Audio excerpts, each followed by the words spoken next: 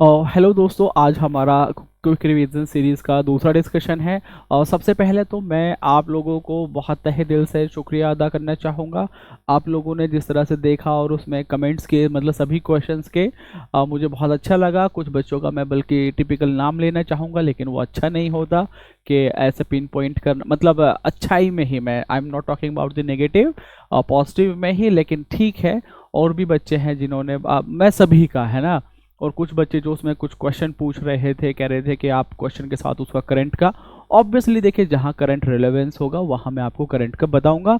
और हाँ, कुछ सेकंड के लिए बीच में भी आवाज़ चली गई थी क्योंकि मुझे पता नहीं चला था और बैटरी ख़त्म हो गई थी। आई होप उससे ज़्यादा इशू नहीं हुआ होगा। अब चलिए हम चलते हैं अगले डिस्कशन पर, और मैं कोशिश करूंगा कि इसको हम जल्द से जल्द ख़त्म करें। मकसद ऐसा नहीं है कि हमें एक से लेकर लास्ट पॉइंट तक हर पॉइंट को जल्द से जल्द ख़त्म करना है। मकसद ये है कि चाहे हमने एक पॉइंट को पढ़ा, हमने उससे क्या सीखा। तो मेरी कोशिश यही है कि आप जो भी पॉइंट एटलीस्ट पढ़ें। देखिए, ऐसा नहीं है कि वो एग्जैक्टली आपसे फर्स्ट टू लास्ट में ही पूछेगा। जितना करा दिया जाए वो बहुत अच्छे से होना चाहिए। और मेरी तरफ से ये है, अपनी साइड से मेरी कोशिश है, जो मैगजीन आपके हाथ में है वो पूरी मैं ख़त्म कराऊंगा। तो चलिए बिना टाइम को वेस्ट किए हुए जहाँ तक हमने कल किया था उससे आगे के सफ़र को तय करते हैं। अ, तो इसका मैं एक चीज़ ये सोच रहा हूँ कि किसी दिन ऐसा भी करेंगे कि लाइव आपसे बात कर लेंगे, और उसमें लाइव आपसे, मतलब मैं क्वेश्चन आंसर करूँगा, देखूंगा कि आप लोगों को कितना याद है कितना याद नहीं है। तो इस पर भी अपना फीडबैक दीजिएगा कि ये कैसा सुझाव रहेगा, जिसमें आप लोगों का कुछ कुछ टाइम के बाद लाइव एक सेशन हो जाए और जिसमें आप लोगों से सवाल जवाब हो। ओके। ये कल कहानी मैंने वो बनाकर अलग से वीडियो मैंने शेयर की थी। तो जो गोल हैं वो पूरे सारे के सारे उसमें कवर कर दिए गए हैं, तो वो वहाँ से आप देख लीजिएगा। चलिए चलते हैं इसके आगे, आ जाते हैं पॉइंट नंबर 20 पर। जो 20 है बेसिकली ये है, ये जो जैसे ये पॉइंट है ना, ये मैंने कहा है मतलब गोल के बारे में। वो कल मैंने जो वीडियो शेयर की है एक अलग से किया था, वो आपके साथ शेयर कर दी जाएगी जल्द ही, वो आप लोग देख लीजिएगा। और यहाँ उसमें जो मैंने कहानी बताई है एक गरीब इंसान की, और उसको हर एक गोल से जोड़कर, तो आई होप उसके बाद आप नहीं भूलेंगे और आपको चीज़ें याद रहेंगी। चलिए चलते हैं अगले हमारे नेक्स्ट पॉइंट पर। नेक्स्ट 20। अब यहाँ है अकबर के बारे में, है अकबर के बारे में कुछ इम्पोर्टेंट जो वर्क है उसके बारे में है। अब देखिए क्या है कि हमें हर चीज़ आपको जो ख़ास करके जैसे जब आप नोट्स बनाते हैं तो नोट्स कोशिश ये की जाती है, चाहे तो आप जब पढ़ रहे हैं वो, चाहे जब हम आपको कोई कंटेंट प्रोवाइड करा रहे हैं, तो बहुत हद तक कोशिश की जाती है कि ज़्यादा से ज़्यादा चीज़ों को कवर किया जाए। लेकिन जब बोला जाता है तो असल में वहाँ आती है चीज़ कि क्या चीज़ ज़्यादा इम्पोर्टेंट है। तो जैसे अगर मैं इसमें कहूँ, एक जो पॉइंट है स्लेवरी वाला आप कई जगह पढ़ेंगे, जैसे ख़ास करके जो मॉडर्न इंडिया में, कि वो स्लेवरी कब ख़त्म की थी, किसने की थी। इसी तरह से हम यहाँ जैसे बात करें 1562 में, 1562 में स्लेवरी को, जो दास प्रथा है उसको ख़त्म किया था अकबर ने 1562 में। इसी तरह से मॉडर्न हिस्ट्री में आप पढ़ेंगे, आप मुझे बताएंगे स्लेवरी जो है ऑफिशियली, मैं आपको बताया 1843 में ख़त्म की थी। उस टाइम गवर्नर जनरल कौन था, आप मुझे वो बताएंगे। ओके। अब ये जो है 1562 वाला पॉइंट ये छोड़िए, आप 1500 जो 63 और 64 है, ये क्रोनोलॉजिकली पूछ लिया जाता है। पिलग्रिमेज टैक्स यानी कि जो आपकी तीर्थ यात्रा पे जो कर था उसकी समाप्ति, और उसके बाद जो बहुत फेमस है 1564 में जो जजिया टैक्स था, जजिया कर था, उसकी समाप्ति 1564 में की थी। किसने की थी? आपका अकबर ने की थी। और फिर उसके 71 में, 1571 में फतेहपुरी सीकरी को इस्टेब्लिश किया गया था। और साथ ही साथ क्या किया था कि आगरा में जो पहले कैपिटल थी, आगरा से शिफ्ट किया था कैपिटल को, कहाँ? फतेहपुर में। फतेहपुर सीकरी को किसने, establishment of Fatehpur Sikri and capital shift from Agra to Fatehpur, ये कब होता है? 1571 में होता है। एक जो इंपॉर्टेंट है इबादत खाना का इस्टेब्लिशमेंट। और इसके बाद में एक चीज़ है जिसको बोलते हैं दहशाला सिस्टम। ये जो है दहशाला सिस्टम आईनाए दहशाला भी कह देते हैं। और इसको जो बनाने वाले थे, रचयाकर्ता, वो थे टोडरमल ने इसको, देखिए ऑब्वियसली क्या होता है ना, जैसे आज के टाइम में जीएसटी रिफॉर्म्स की बात की जाए तो लीडर का नाम होता है। अगर देखिए उसमें फाइनेंस मिनिस्ट्री का रोल है, लेकिन फाइनेंस मिनिस्ट्री के नाम से ज़्यादा वो प्राइम मिनिस्टर के नाम से जाना जाता है कि प्राइम मिनिस्टर नरेंद्र मोदी ने ये चीज़ चेंज की या प्राइम मिनिस्टर नरेंद्र मोदी ने वो चीज़ चेंज की। इसी तरह से वहाँ भी क्या था, किंग कौन थे, अकबर। तो अकबर के नाम से अदरवाइज जो इसके रचयकर्ता हैं, जो इसको लेकर आए थे, जिन्होंने बनाया था, वो थे दहशाला सिस्टम, किसका, बाई टोडरमल। ओके। अब ये जो है ना, जो प्रोक्लेमेशन ऑफ महजर, महजर क्या था, बेसिकली एक ऐसी चीज थी, एक ऐसा ऑर्डिनेंस कह दीजिए, एक ऐसा ऑर्डिनेंस था जिसमें यह कह दिया गया था कि किंग की ही बात होगी ना वो सुप्रीम होगी। यानी कि किंग को एब्सोल्यूट पावर दी गई थी महजर के द्वारा कि कोई रिलीजियस मैटर हो, कुछ भी हो, उसमें जो किंग ने बोल दिया बात वो मानी जाएगी। तो वो हो गया आपका महजर। तो एक बार स्लेवरी 1562 में स्लेवरी हो गई खत्म। पिलग्रिमेज और जजिया टैक्स जो है 1563 और 64 में, फतेहपुर सीकरी का 1571 में, इबादत खाना 75 में, और आपका दहशाला सिस्टम आपका 80 में, और 82 में आपका दीन इलाही, यानी कि जो एक नए दीन की, नए रिलीजन के एस्टेब्लिशमेंट किया था अकबर ने, दीन इलाही, तो वो हो गया आपका 1582 में। इनका जो टर्म था वो 1556 से लेकर 1605 तक था। अब यहाँ जब 1556 में एक लड़ाई होती है जिसका नाम है सेकेंड बैटल ऑफ पानीपत, दूसरी पानीपत की लड़ाई, और ये होती है किसके बीच में, अकबर और हेमू के बीच में, अकबर और हेमू के बीच में।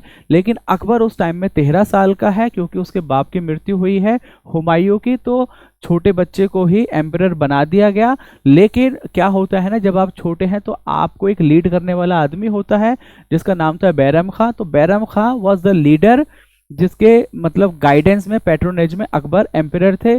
तो ये हुआ यहाँ पर सेकंड बैटल ऑफ पानीपत। और हेमू, हेमू कौन था, हेमू थे जो आपकी सूरी डायनेस्टी थी अफगान, यानी कि शेरशाह सूरी वाली डायनेस्टी, उसके वहाँ चीफ मिनिस्टर और जनरल थे वहाँ के। तो उन्होंने लीड किया था। तो ये हुई लड़ाई किसके बीच में, अकबर वर्सेस हेमू। तो अगर पूछा जाए कि हेमू किसको रिप्रेजेंट कर रहे थे, तो अफगान फोर्सेस जो थी, अफगान सूरी डायनेस्टी जो थी, तो ये वहां से थे, और ये अकबर हो गया मुगल डायनेस्टी से। तो इन दोनों के बीच में लड़ाई थी। इसकी साइड से कौन लड़ते, बैरम खान, और अल्टीमेटली क्या होता है, हेमू की पराजय होती है और उसे फिर इस वॉर में एग्जीक्यूट यानी कि मार दिया जाता है। तो ये हो गया आपका सेकेंड बैटल ऑफ पानीपत 1556 से लेके 1605 तक अकबर का जो जो पीरियड है वो है। और ये यहाँ हमने उनकी जो इम्पोर्टेंट चीज़ें हैं वो देख ली। चलिए चलते हैं आगे। अब यहाँ देखिए ये जो स्लाइड है ना, मैं इसको कहूँगा कि इसका हर लाइन आपके लिए बहुत इंपॉर्टेंट है, बहुत इंपॉर्टेंट है, बहुत इंपॉर्टेंट है। आपको हर एक में से बहुत सारे क्वेश्चंस मिल सकते हैं बहुत सारे एग्जाम में, तो इस पर थोड़ा सा हमारा टाइम लगेगा। देख लेते हैं जो हाथी गुम्फा अभिलेख है। हाथी गुम्फा जो है अभिलेख, ये कलिंगा किंग खारवेला, जो खारवेला किंग थे उनके द्वारा बनाया गया था। और हाथी गुम्फा या फिर इंग्लिश में कह दीजिए एलिफेंट केव, एलिफेंटा से नहीं करना जो महाराष्ट्र में है वो नहीं, यहाँ नाम से हाथी गुम्फा यानी कि एलिफेंट केव, एलिफेंटा नहीं, एलिफेंटा एक नाम है जो है महाराष्ट्र में। ये हाथी गुम्फा, और इसको कलिंगा किंग खारवेला जो किस डायनेस्टी के थे, ये भी पूछा गया है क्वेश्चन कि छेदी डायनेस्टी, छेदी डायनेस्टी। और ये कहाँ आपका, उड़ीसा, कहाँ पर, उड़ीसा, उड़ीसा में।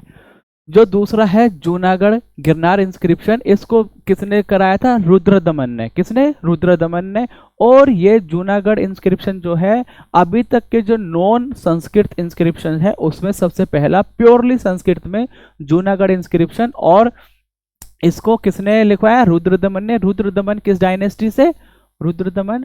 और इसमें एक चीज का इसका जिक्र किया जाता है, किस चीज का, इसमें किया जाता है आपका जो सुदर्शन लेक है,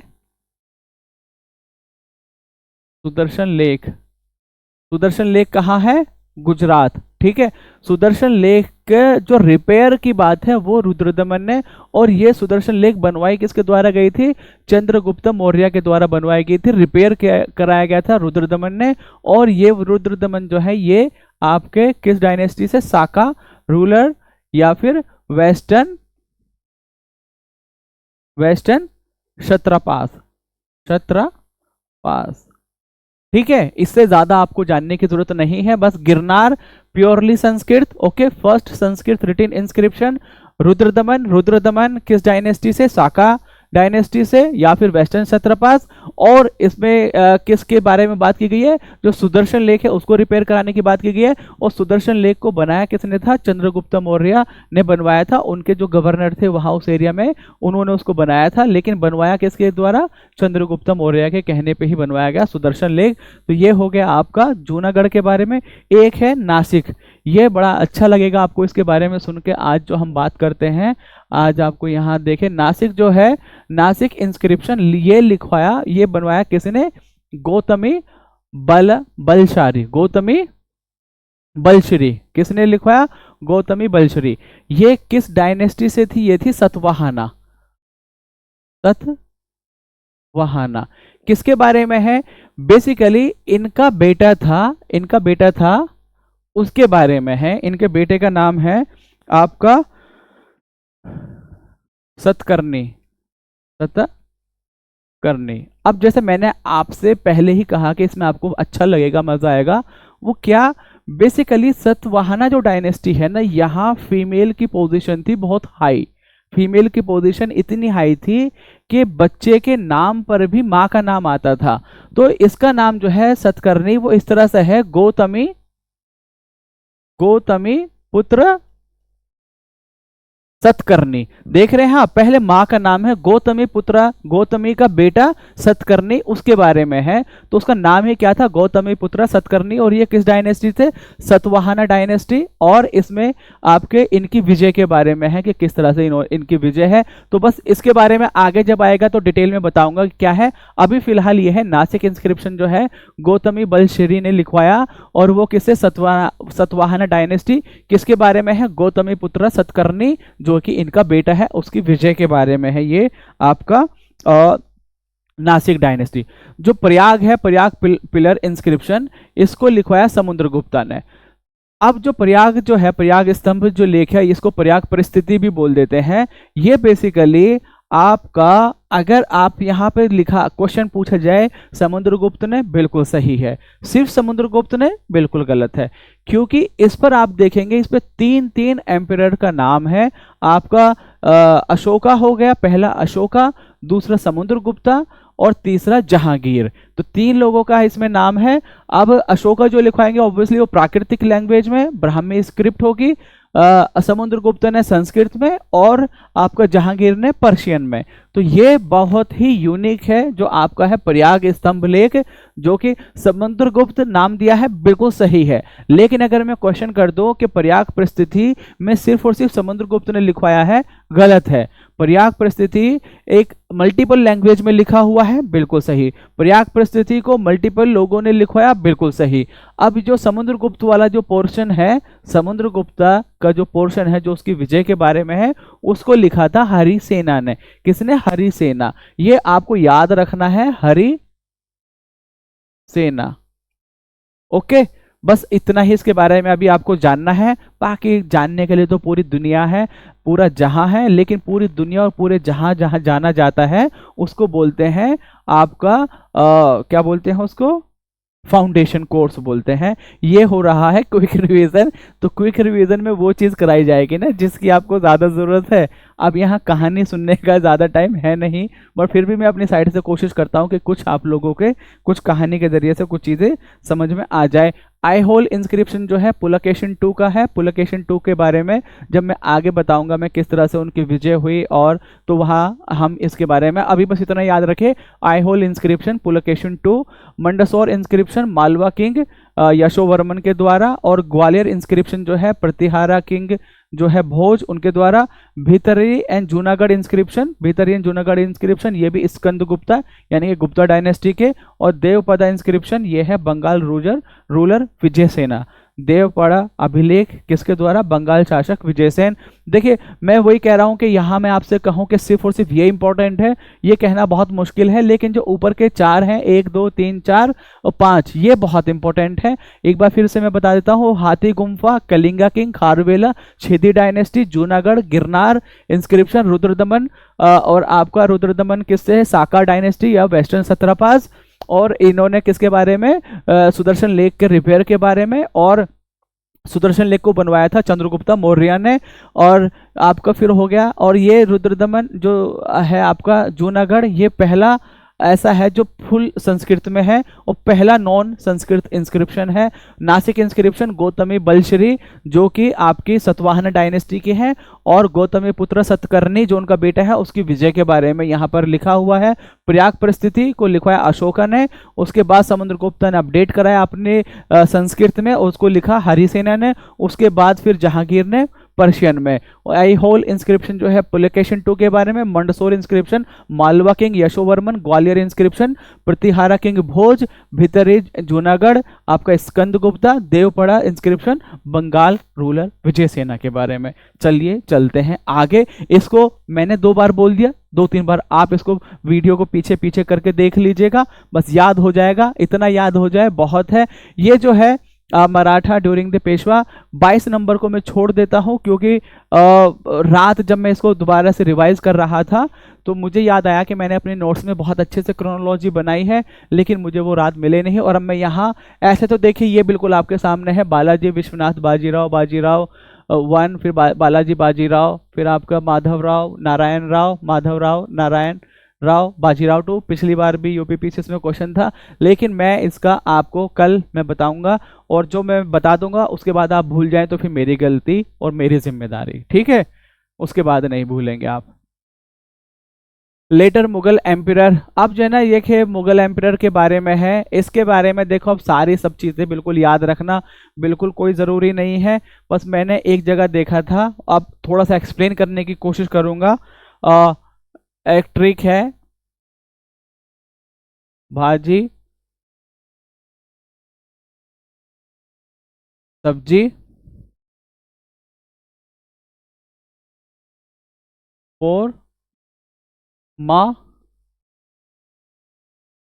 साहब, ठीक है, भाजी सब्जी फॉर माँ साहब। भैया मुझे ऑनलाइन मिला ये, मैंने वहां से रट के आपके लिए लेकर आया हूँ।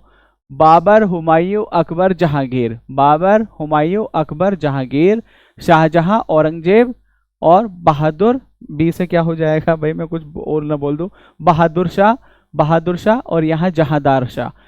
बाबर हुमायूं अकबर जहांगीर शाहजहां औरंगजेब बहादुर शाह जहांदार शाह। 4 से कुछ भी नहीं, एम से हो जाएगा आपका मोहम्मद शाह अहमद शाह, और इसके बाद में है आलमगीर 2, एस से है शाह आलम 2, और इसके बाद है अकबर 2, फिर है बहादुर शाह जफर। तो ये क्रोनोलॉजी है। ईयर आप अगर मेरे से कहेंगे कि ईयर सबकी याद रखनी है, मैं कहूँगा क्वेश्चन छोड़ देना, ईयर याद नहीं रखना, ठीक है, इतना बड़ा रिस्क ले लेना। अब ऐसे तो आपका मुगल के, फिर आपके दिल्ली सल्तनत का हर रूलर, फिर आपका आप देखेंगे जो बहुत सारी डायनेस्टी है, बहमनी किंगडम, फिर आप नीचे जाएंगे साउथ इंडिया में, फिर आपका सतवाहना हो गया, कुशाना हो गया, ऐसे तो आप पागल हो जाएंगे। वो सारी चीज़ें थोड़ी ना करनी होती है, बस हाँ नाम भी याद रह गए, और इतने भी नाम में नहीं है इसलिए बोले क्योंकि ये ट्रिक मिल गई थी। ट्रिक नहीं मिलती मैं बिल्कुल भी नहीं कहता कि आप इन्हें याद कीजिए। हाँ यहाँ जो इनके निक नेम है, बहादुर शाह का शाह बेखबर, जहांदार लंपट मूर्ख, और Farrukhsiyar hated coward, and Mohammad Shah Rangila. ये कई बार क्वेश्चन भी पूछा गया है कि रंगीला किसका टाइटल था, तो वो था मोहम्मद शाह का।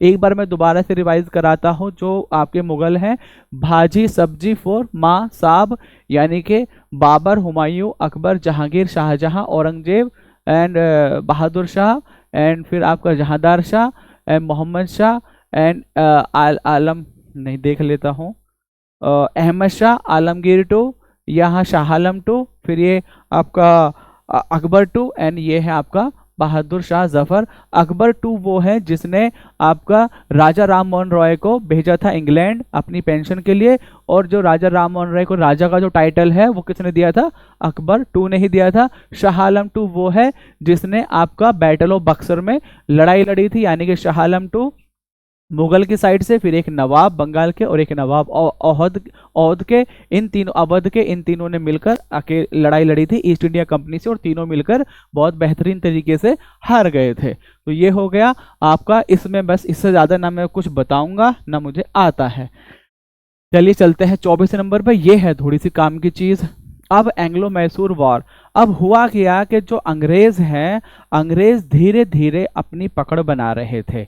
ओके, अब अंग्रेजों ने क्या किया कि जैसे पहले तो आ गए, अब अगर आप देखें तो पहले तो काम करने के हिसाब से, जब उन्होंने देखा कि भैया यहाँ है मुनाफा बहुत ज़्यादा, मुनाफा बहुत ज़्यादा तभी होगा जब हमारा कंट्रोल हो जाएगा, उसी कंट्रोल के, इकोनॉमिक कंट्रोल के लिए वो पॉलिटिकल कंट्रोल लेना चाहते थे, इकोनॉमिक कंट्रोल के लिए पॉलिटिकल कंट्रोल लेना चाहते थे। अब उन्हें दो फ्रंट पे लड़ाई लड़नी थी, एक तो जो यूरोपियन इंडिया में आए हुए थे उनसे लड़ना था, और एक इंडिया में अपना वर्चस्व बनाना था, जो इंडिया में जो साम्राज्य थे उनसे लड़ना था। ओके, तो इस तरह से बहुत सारे उन्होंने फ्रंट पे लड़ाई लड़ी, जैसे आप देखेंगे एंग्लो मैसूर हो गया, एंग्लो मराठा हो गया, फिर आपका औध से हो गया, या फिर आपका एंग्लो सिख वॉर हो गया, एंग्लो अफगान वॉर हो गए, तो ना जाने कितने उन्होंने वॉर लड़े, लेकिन हर चीज़ के पीछे एक ही वजह थी, किस तरह से हम अपना पॉलिटिकल कंट्रोल बढ़ाएं ताकि हम ज़्यादा से ज़्यादा रिसोर्स एक्सप्लॉयटेशन कर सके, यानी कि ताकि ज़्यादा से ज़्यादा हम भारत को लूट सके। ओके, तो पहला है एंग्लो मैसूर वॉर 1767 से 69।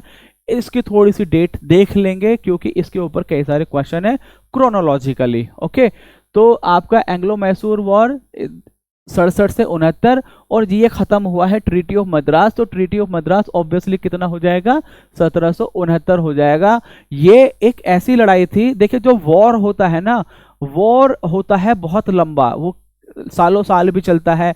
अब उस वॉर के बीच में कुछ होती है बैटल, जो टिपिकल लड़ाई होती है वो होती है बैटल। अब क्या है, पहले लड़ाई ऐसी होती थी, चलिए भाई लड़ाई हो गई, अब चलो पीछे चलते हैं अपने अपने खेमों में, दोबारा से अपने राशन पानी का इंतजाम करते हैं, फिर दोबारा से आएंगे, दोबारा से लड़ेंगे, या किसी से समझौता करते हैं उसको भी साथ लेकर आएंगे। तो वॉर होता है बड़ा और आपका बैटल होती है छोटी, फॉर अ शॉर्ट टाइम। तो इसके अंदर एक बैटल हुई थी, और वह ऐसी बैटल थी जिसमें यह कहा जाता है कि जो अंग्रेजों की जो सबसे बड़ी हार है इंडिया में, वो आपका फर्स्ट एंग्लो मैसूर वॉर में ही हुई थी। अब ये बिटवीन क्या है, Hyder Ali and British governor Harry, इतना कुछ याद रखने की जरूरत नहीं है ये। और एक और चीज कही जाती है, ट्रीटी ऑफ मद्रास जो है, इसमें हैदर अली की तरफ से डिक्टेटिंग टर्म्स थे to the British, dictating terms थे कि आप हमारे शर्तों पे ये ट्रीटी करेंगे। तो ये हो गया आपका पहला, और पहले के बाद आएगा आपका दूसरा जो है 1780 से लेकर 1784, ये खत्म हुआ ट्रीटी ऑफ मैंगलोर, ऑब्वियसली 1784 में होगी। अब इसमें क्या हुआ कि हैदर अली की इसी दौरान तबीयत खराब हुई, ऐसा बोलते हैं कुछ लोग, जो उस बीमारी थी कि वो कैंसर की बीमारी थी, और इस टाइम में हैदर अली की डेथ हुई, और इसी दौरान उनके बेटे ने, टीपू सुल्तान ने उस जंग को संभाला, साम्राज्य को संभाला। और ये जो थी ऐसी थी कि ना तुम जीते ना हम जीते, दोनों रिट्रीट हो गए, और बेसिकली अंग्रेज पीछे पीछे से क्या कर रहे थे, समझौता कर रहे थे मराठा से। जो आप पढ़ेंगे 1782 में ट्रीटी ऑफ सलबाई। तो चीजें जो है ना, आपको एक ही नहीं पढ़नी है, चीजें आपको अलग अलग पढ़नी है, लेकिन फिर जोड़ के देखनी है कि किसका इंपैक्ट क्या हो रहा है। तो मराठास को अपनी साइड ले लिया था, इसी तरह से निजाम को भी अपनी साइड ले लिया था, हैदराबाद के निजाम को भी अपनी साइड ले लिया था। ये हो गया आपका second Anglo Mysore war. Third जो है ये होता है 1790 से 1792 में, और इसको खत्म किया जाता है ट्रीटी ऑफ श्रीरंगपट्टनम। ये वो था जिसमें आप टीपू सुल्तान की पोजीशन काफी कमजोर हो गई थी, और यहाँ अंग्रेजों ने टर्म्स डिक्टेट किए थे। ऐसा तक भी कहा जाता है कि जो इतने टर्म्स लिखे गए थे, उस शर्तों को पूरा करने के लिए टीपू सुल्तान ने जो टाइम मांगा था, तो इस दौरान उसके दो बेटों को, मतलब अंग्रेज अपनी गिरफ्त में, यानी कि ऐसे क्या कहते हैं उसको, ऐसे कहते हैं ना, एक चीज होती है गिरवी, है ना।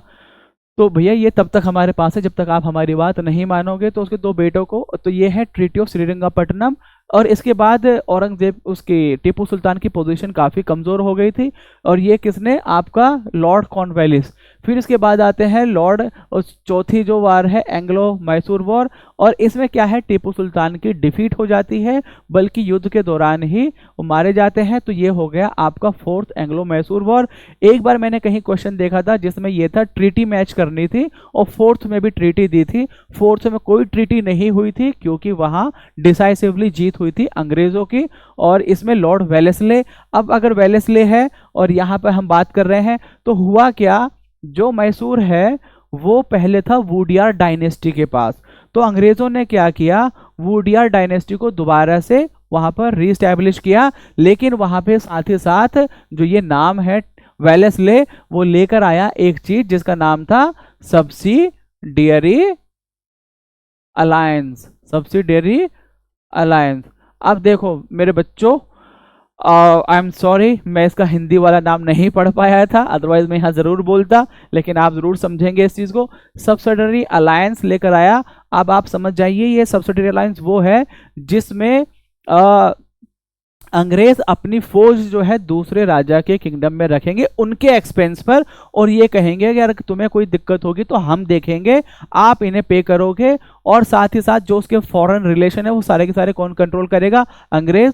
तो यानी कि अंग्रेजों को क्या हो गया, उनको अपनी फौज रखने के लिए अब कोई खर्चा करने की जरूरत नहीं थी, बल्कि उनको प्रोटेक्शन मनी मिल रही थी। तो ये था सब्सिडियरी अलायंस। क्वेश्चन यहां पर बनता है कि सबसे पहले किसने ये किया था? तो ये हो जाता है, इसमें एक ट्रिप है हिंदुस्तान का मैप, एच मैप, हिंदुस्तान का मैप सबसे पहले हैदराबाद ने किया, हैदराबाद ने किया, फिर आपका मैसूर, मैसूर, फिर आपका अवध, और फिर है आपका पेशवा। अगर भाई अब आपका ज्यादा दिल कर रहा होगा कि सर इतने से काम नहीं चल रहा और भी बताइए, तो ये है 1798, 1798 हो गया, और ये है आपका 1802।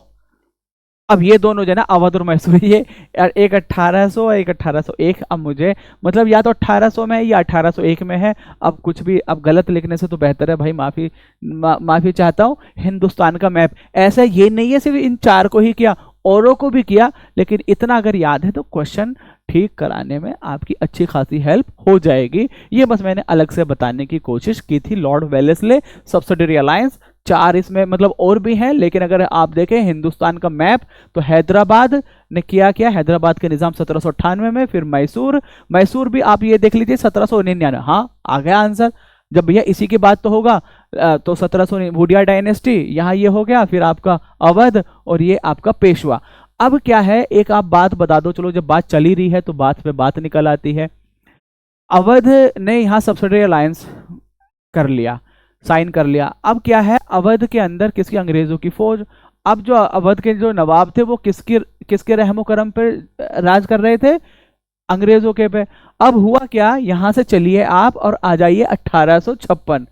अब यहाँ क्या हुआ, अंग्रेजों ने ये कहा कि भैया तुमसे राज नहीं संभल रहा है, मिस गवर्नेंस हो रहा है। उसके बेस पे उन्होंने अवध को, अब तक तो था सब्सिडियरी अलायंस, अब अपने ही अंडर ले लिया कि अब ये पूरा हमारे अंडर है। इसी चीज पे बंगाल के नवाब ने कहा था कि हमें ऐसा लगा जैसे हमारी पीठ में किसी ने चाकू घोंप दिया हो, हमें धोखा दिया गया है, क्योंकि हमारे पास फौज तो पहले से थी नहीं, हम तो बिल्कुल किसी काम के थे ही नहीं, गिने चुने आदमी वो बस हमारे काम के लिए थे, तो हम क्या ही अंग्रेजों से लड़ते। तो हमें क्या हुआ, हमारी पीठ में खंजर घोंपा गया है। ये सब कहानी होती है ताकि आपको चीजें याद रह सके। ओके चलिए चलते हैं आगे। बुद्धिस्ट काउंसिल, ये है मेरा मतलब मुझे लगता है बड़ा ही अच्छा टॉपिक, और आज जो मैं आपको बता दूंगा फिर एकदम क्लियर कट हो जाएगा मामला, एकदम क्लियर कट हो जाएगा। और मैं मतलब इसको एग्जैजरेट करके नहीं कह रहा हूँ, सच में कह रहा हूँ, क्लियर हो जाएगा, मजा आ जाएगा आपको। चलिए चलते हैं, मजा ले लेते हैं। बुद्धिस्ट काउंसिल बेसिकली इसमें क्वेश्चन किस तरह से आते हैं, पहला काउंसिल कब हुई, दूसरे टाइप का क्वेश्चन किसके पीरियड में हुई, इसका किस डायनेस्टी का रूलर था वो, कौन इसको प्रिसाइड कर रहा था, यानी कि किसकी देखरेख में हो रही थी, इसमें मेजर काम क्या हुआ था। जब आप देखेंगे कि बुद्धिस्ट काउंसिल 1 2 3 4 और इस तरह से इतनी सारी इंफॉर्मेशन आपको याद करनी है, दिमाग जो है दिमाग की बन जाती है दही। ठीक है, ऑल्दो मुझे इस कहावत का मतलब समझ में आता नहीं है कि दही, दही तो बहुत अच्छी चीज़ है, पता नहीं उसको नेगेटिव में क्यों दिखाते हैं, लेकिन चलिए हमें उससे मतलब नहीं है, हमें है अपने काम से मतलब। First Buddhist council, second Buddhist, third, ये इस तरह से इसमें इंफॉर्मेशन दी है। आइए अब आ जाते हैं हम अपनी इंफॉर्मेशन पे जो हमने आपके लिए लिखा है, कोशिश करते हैं उससे समझाने की, और उम्मीद करता हूँ कि सही से समझ में आएगा। नोट पे जाइए, अपलोड कर दीजिए फाइल को और ओके कर दीजिए। अब सामने ये खुलेगा, अब ये हमने लिखा आपके लिए। ओके, अब यहाँ थोड़ा सा मैं कोशिश करूंगा। पहली जो हुई थी वो हुई थी 483 में, 483 में से 100 साल हटा दीजिए, 383 हो जाएगा। फिर आपका अशोका के टाइम में होती है 250 BC, और फिर होती है कनिष्का के टाइम में 72 AD, और 72 AD ही वो टाइम है जब आपका कौन सा कैलेंडर स्टार्ट होता है वो आप मुझे बताएंगे। देखिए कोई ट्रिक ऐसा बहुत ज्यादा ये नहीं है बस, लेकिन हाँ कुछ ना कुछ तो आपको बताना पड़ेगा जब आप लोगों से वादा किया है ना। अब ये है रूलर। कौन उस टाइम में रूल कर रहा था? रूलर। रूलर में एक पैटर्न है, अगर आप देखें ए के क्या है, ए के। अब जो ऊपर वाला ए के है ये बड़ा ए के है, जो नीचे वाला ए के है ये छोटा है। अब वो मैं बड़ा और छोटा बस आपको याद कराने के पॉइंट ऑफ व्यू से कह रहा हूं। जो बड़ा है वो स्पेलिंग वाइज बड़ा है। पहला ए क्या है? अजातशत्रु। दूसरा ए क्या है? अशोका। तो कौन सा बड़ा है? अजातशत्रु। तो बड़ा ऊपर आ गया। अब नीचे क्या है? नीचे वाला ये के क्या है? ऊपर वाला के बड़ा है काला शोका, नाम बड़ा है, स्पेलिंग। यहाँ क्या है? कनिष्का।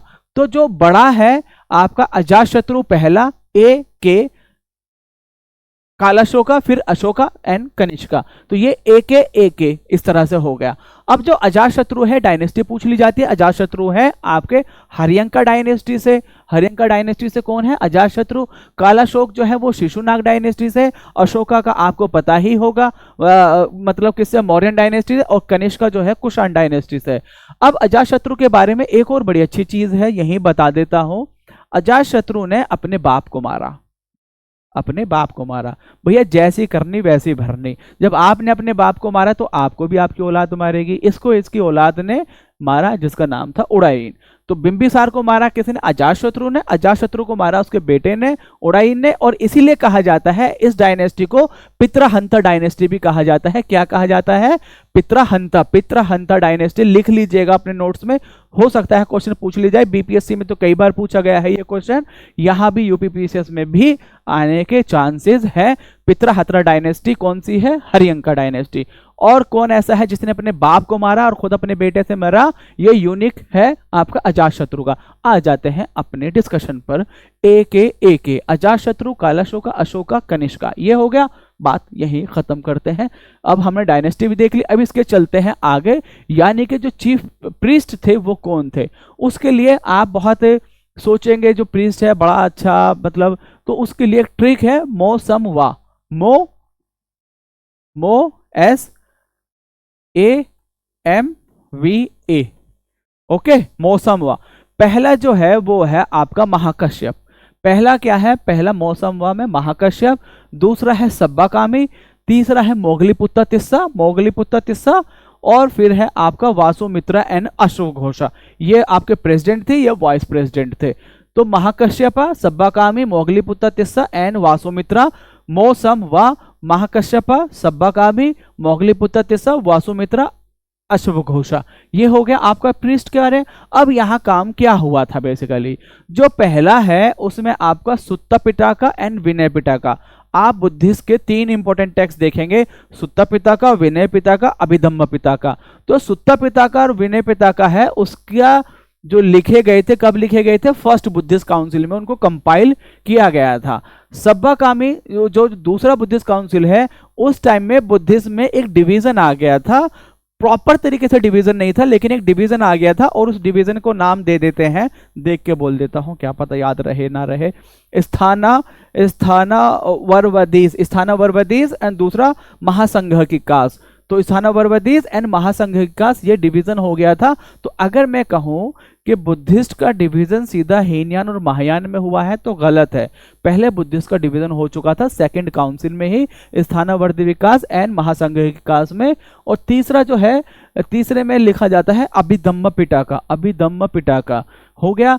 और जो आपका जो चौथा है जो कनिष्का के टाइम में होते हैं, तो कनिष्का के टाइम में आपका बुद्धिज्म का फुल फ्लेज क्या हो जाता है? डिवीजन हो जाता है into 2 group, Hinayana and Mahayana. Hinayana और महायान में आपका पूरा डिवीजन हो जाता है, किसमें? 4th में। तो ये मैंने कोशिश की है अपने साइड से, यही कोशिश थी कि आप लोगों को कुछ बता सकूं, हो सके तो एक बार चलो जल्दी से बोल देता हूं। पहली हुई 483, 383, 250, 72 AD। ओके, पहली अजातशत्रु, काला शोका, अशोका, कनिष्का। अब देखिए बिना देखे करते हैं।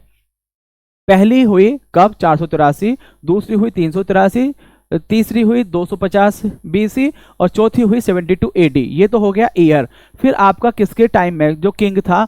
ए के पहला अजातशत्रु, दूसरा कालाशोका, तीसरा अशोका, चौथा कनिष्का। डायनेस्टी पहले की आपकी हरियंका, दूसरे की शिशुनाग, तीसरे की मौर्य, चौथे की कुषाण।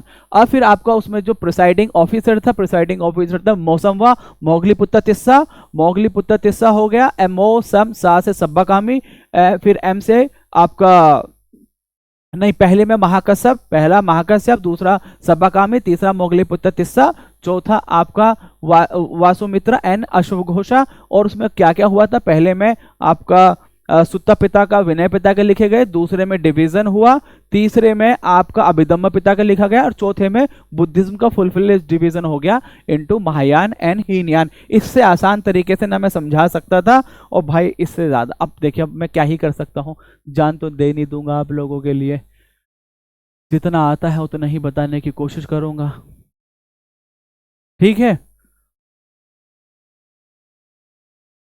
ये है कुछ एडमिनिस्ट्रेशन जो है, उसमें कुछ कुछ इंपॉर्टेंट नाम है, हर बार पूछ लिए जाते हैं। जो समाहर्ता है उसका क्या काम है, समाहर्ता जो है वो है रिवेन्यू कलेक्टर, यानी कि आय का संग्रह करता। दूसरा है सन्निधाता, सन्निधाता जो है राजकीय कोष का अध्यक्ष, जो कस्टोडियन ऑफ स्टेट ट्रेजरी है उसका अध्यक्ष है। तीसरा है प्रशस्ता, वो है कारागार का अध्यक्ष। चौथा है नायक, नायक है नगर रक्षा का अध्यक्ष। फिर है सीताध्यक्ष, सीता जो है वो आपका जमीन से जुड़ी हुई है, तो आपका यहाँ राजकीय भूमि का संरक्षक, कहीं भी आप सीता देखेंगे तो वो इसी तरह से ही आपको दिखेगा। फिर है आपका पन्याध्यक्ष, ये है आपके वाणिज्य विभाग के प्रमुख, यानी कि head of the commerce department या head of the superintendent of the agriculture, Sitadhyaksha. इसी तरह से हम कुछ और भी नाम देखेंगे। ये जो है ना बिल्कुल ड्राई सा टॉपिक है, इसमें ना मेरे पास कुछ एक्स्ट्रा एक्सप्लेन करने के लिए होता है ना कुछ, ये बस आपको एक ही चीज है इसके लिए, रटना रटना और रटना, ठीक है। वैदिक एडमिनिस्ट्रेशन ड्यूरिंग द वैदिक पीरियड, अब उसमें है, अब क्या है, सबसे पहले सबसे छोटे लेवल पे तो होती है फैमिली, फैमिली का जो हेड है उसका नाम है कुलपति। फिर है आपका फैमिली, जब कई सारी फैमिली मिल जाएंगी तो एक बनेगा गांव, उसका हेड है ग्रामिनी। फिर अगर उस टाइम में अगर कोई ये होता था मैसेंजर या स्पाई, जो आपका जासूस जो है उसका नाम था स्पास। और फिर आपका पास्चर यानी कि जो चारागाह है उसको वज्रापति, व्रजापति। और जो रिवेन्यू है भागुदा, भागुदा, अभी हमने वहां भी रिवेन्यू का देखा। तो आप जन इस तरह से भी कि रिवेन्यू का इस पीरियड में, इस पीरियड में, इस पीरियड में एक साथ भी लिख सकते हैं, ताकि जैसे भी आपको आसानी हो। फिर है जीवागृह, पुलिस ऑफिसर, अक्षवापा, अकाउंटेंट, अथापति, चीफ जस्टिस, संग्रहत्री, ट्रेजरर, तक्षखाना, कारपेंटर, पालागाला, मैसेंजर, गोविन करतना, protector of the forest and games. अब देखिए इसमें अगर मैं कहूँ, मुझे जैसे अगर याद रखना है, मुझे जो अगर याद रखना है तो treasurer, chief justice, police officer और आपका ये चार मैं याद रखूंगा।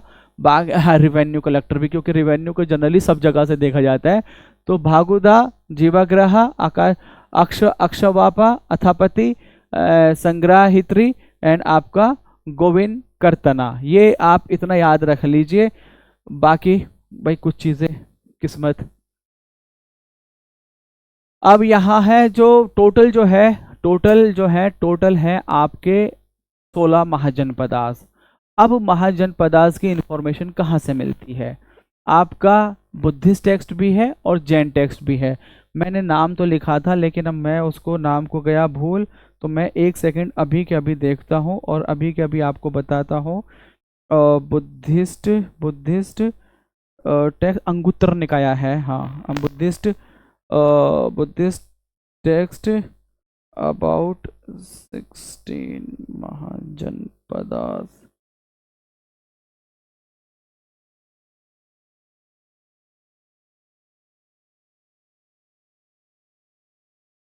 अंगुत्तर निकाया, तो बुद्धिस्ट टेक्स्ट कौन सा है, अंगुत्तर निकाया। और जैन टेक्स्ट, जैन टेक्स्ट भी देख लेते हैं।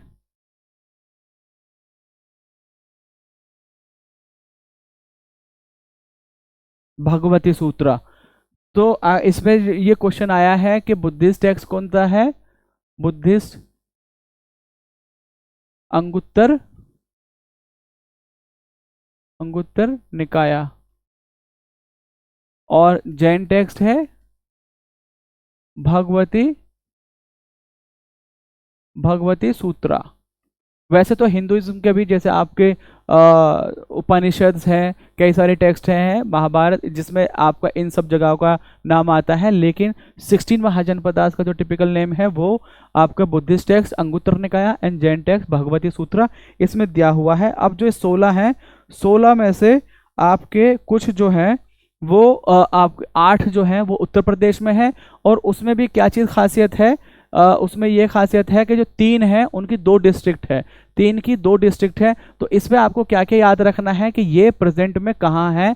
तो जो मल्ला है, मल्ला पहला हो गया, ये जो अभी प्रेजेंट में देवरिया या बस्ती गोरखपुर सिद्धार्थनगर वाला एरिया है, ये है आपका मल्ला, और इसकी कैपिटल है कुशीनारा और पावा, कुशीनारा और पावा। दूसरे नंबर पर है काशी, तीसरे पे कौशल, कौशल की जो आज के टाइम में फैजाबाद, इसकी भी आपको जो मैं ये बताऊंगा आपको, पावा और आपका कौशल, कौशल की है आपके 2 कैपिटल अयोध्या एंड श्रावस्ती, और वत्सा, वत्सा की कौशाम्बी, छेदी की कैपिटल शक्तिमती, पांचल, पांचल की कैपिटल भी है 2, एक है आपकी अहिछित्रा और दूसरी कंपिलिया, और सूरसेना की है मथुरा, कुरु की है जो आपकी इंद्रप्रस्था।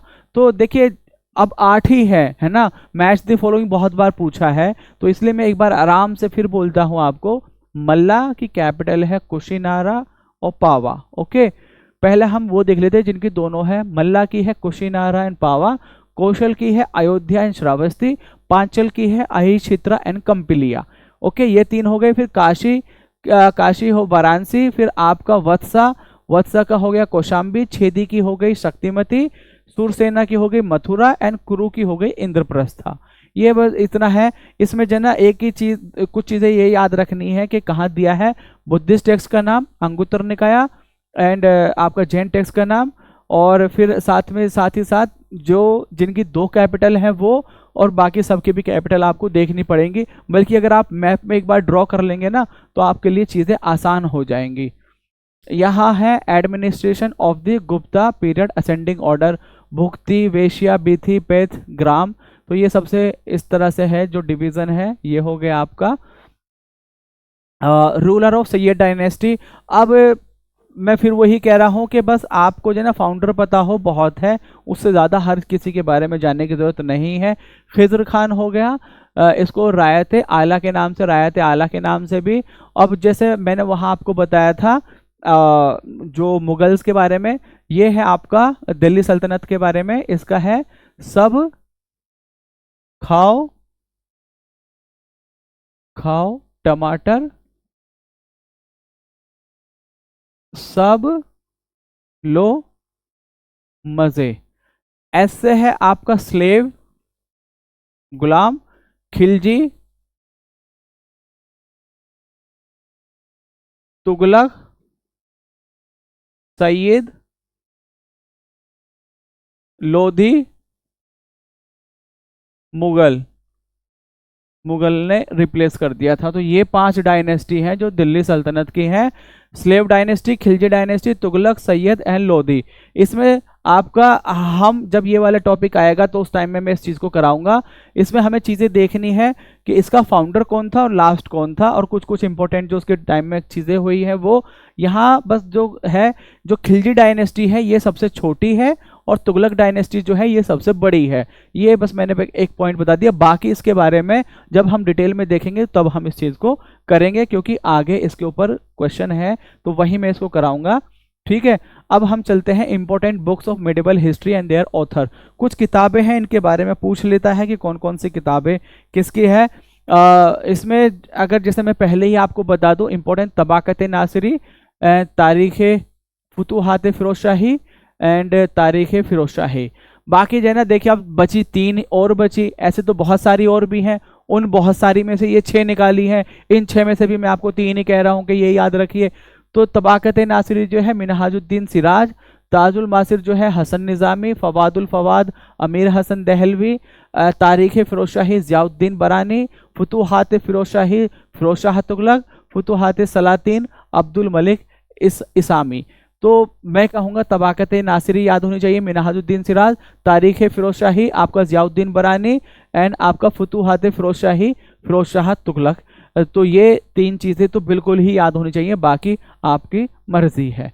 ये आप अमीर खुसरो के बारे में, अमीर खुसरो वो है जिसको तूतीय हिंद भी कहा जाता है, या फिर ये कहा जाता है जो कव्वाली है उसके जनक कहा जाता है, या फिर जैसे कुछ म्यूजिकल इंस्ट्रूमेंट है उनका भी जनक इनको कहा जाता है, अमीर खुसरो को। और इनके बारे में एक चीज़ और फेमस है कि इन्होंने कई सारे सुल्तानों का पीरियड देखा था। कितने सुल्तान का पीरियड देखा था ये आप मुझे बताएंगे, ये भी क्वेश्चन है, यूपीपीसीएस का ही क्वेश्चन है, किसी और का नहीं बता रहा हूँ, यूपीपीसीएस का क्वेश्चन है, आप मुझे बताएंगे। अब इनके द्वारा कई सारी किताबें लिखी हुई हैं, उस पर हम देख लेते हैं। Qiranus Sadain describe the meeting of Bughra Khan and हिसन, बिल्कुल भी नहीं याद रखना। मिफ्ता उल फतह, ये आप देख सकते हैं, मिफ्ता उल फतह जो है जलालुद्दीन खिलजी जो है, इनकी जो किताबें हैं ना जनरली मतलब खिलजी और तुगलक डायनेस्टी के ही ऊपर है जनरली जो इनकी किताबें हैं। तो मिफ्ता उल फतह जो है description of Jalaluddin Khilji's military campaign, उसके बारे में Khazain ul Futuh description of the Alauddin Khilji, Nuh Sipihr flattering description of Mubarak Khilji, बिल्कुल भी याद रखने की जरूरत नहीं है।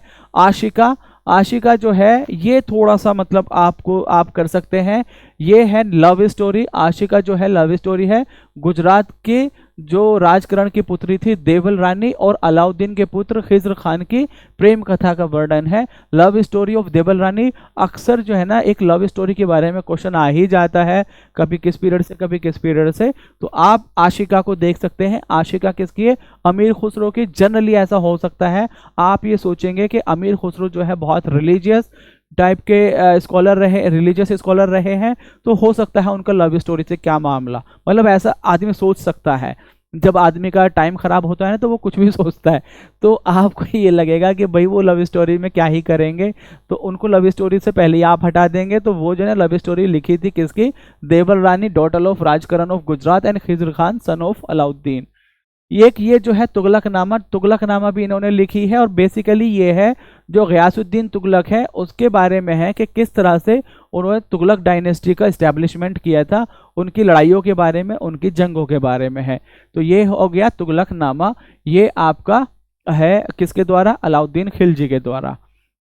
अलाउद्दीन खिलजी ने बहुत सारी लड़ाइयाँ लड़ी, बहुत सारे जो अलग अलग जगह पे जाकर, तो उसके बारे में हम देख लेते हैं। जो अलाउद्दीन ने जो अटैक किया था आपका देवागिरी में 1296 में किया, और वहाँ उस टाइम में कौन रूलर था? रामचंद्रा।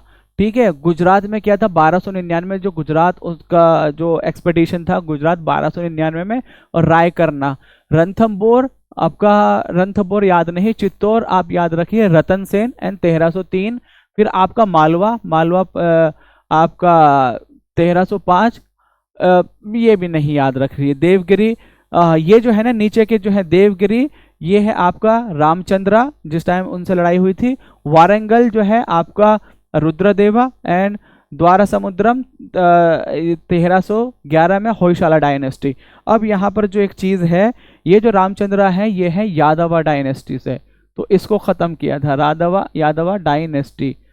ओके, और जो आपका रुद्रदेवा है ये थे आपके काकातिया डायनेस्टी, काकातिया डायनेस्टी। तो ये हो गया आपका first attack on Devagiri Ramchandra. जो गुजरात है, गुजरात में जो लड़ाई हुई थी गुजरात एक्सपेडिशन, वहीं से उसको लिया था जो अलाउद्दीन खिलजी का एक गुलाम था, हजार दिनारी जिसको बोलते थे, नाम उसका मुझे याद, मलिक कफूर को लिया था, हजार दिनारी भी बोलते हैं। तो ये जो है 1299 वाली लड़ाई यहीं पर लिया था। रणथंबोर का आप याद रखना चाहे रख सकते हैं। चित्तौड़ वाला 1303 रतन सेन, देवागिरी 1306 रामचंद्रा, यादव डायनेस्टी, वारंगल रुद्रदेवा, काकातिया डायनेस्टी, द्वार समुद्रम 1311 होयसाला डायनेस्टी। ये 3 बहुत इंपॉर्टेंट है, देवगिरी, वारंगल एंड द्वार समुद्रम। देवगिरी, वारंगल एंड द्वार समुद्रम। क्रोनोलॉजी भी पूछ सकता है, जिससे लड़ाई हुई उसको भी पूछ सकता है, डायनेस्टी भी पूछ सकता है, Yadav dynasty, Kakatiya dynasty and Hoysala dynasty. Okay, चलिए चलते हैं आगे। औरंगजेब के टाइम में, कि औरंगजेब के टाइम में कुछ कुछ लड़ाइयाँ, अब सारी की सारी लड़ाइयाँ आपको याद रखनी पड़े, हर किसी को तो ऐसा तो काम चलेगा नहीं। धर्मत की लड़ाई, battle of Samugarh, battle of Khajwa and Deorai, ये जो है 1600 इसमें अगर मैं कहूँ औरंगजेब के बारे में जो क्वेश्चन है, बेसिकली जो साउथ इंडिया एक्सपेडिशन है वहां से ज़्यादा होता है, और वो वाली इन्फॉर्मेशन यहाँ पे दी नहीं है, वो आगे है। इस वाले पॉइंट को बस आप देख लीजिए, ठीक है। धर्म, समूगढ़, खाजवा, देवराई, आप ज़्यादा लोड नहीं लीजिएगा, लोड आगे लेना है। वहाँ मैं आपको बता दूंगा वहाँ जो क्रोनोलॉजी है, किस तरह से जो बहमनी किंगडम या जो दक्कनी सल्तनत है वहाँ पर जीता था, किस किस को जीता था, तो उस पे यूपीपीएससी ऑलरेडी क्वेश्चन पूछ भी चुका है, और बहुत हद तक चांस है कि वहां से पूछा जाएगा मराठा से कंपेयर करके, तो हम वहां उस चीज को देखेंगे। बस ये इतना याद रख लीजिए। Order of important tribal revolt, कुछ ये इंपॉर्टेंट ट्राइबल रिवोल्ट है, इसके बारे में देख लेते हैं। जो पहला है आपका सन्यासी रिवोल्ट।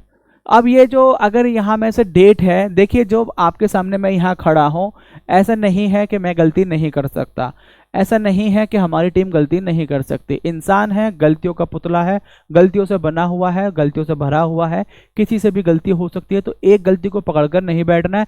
ये एग्जैक्टली अगर मैं कहूँ सन्यासी रिबेलियन 1763 में हुआ तो गलत है। ये एक ऐसा रिबेलियन था जो एक ओवर पीरियड ऑफ टाइम चला, एक अच्छे खासे टाइम चला, 30-40 साल चला, बार बार इसमें होता रहा। तो वो यहाँ एक डेट देना ये थोड़ा सा अवॉइड किया जाता, यहाँ पर इस तरह से लिख देते तो ज़्यादा बेहतर होता।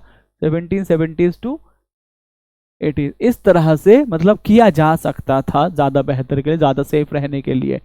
तो ये हो गया आपका 1763 में।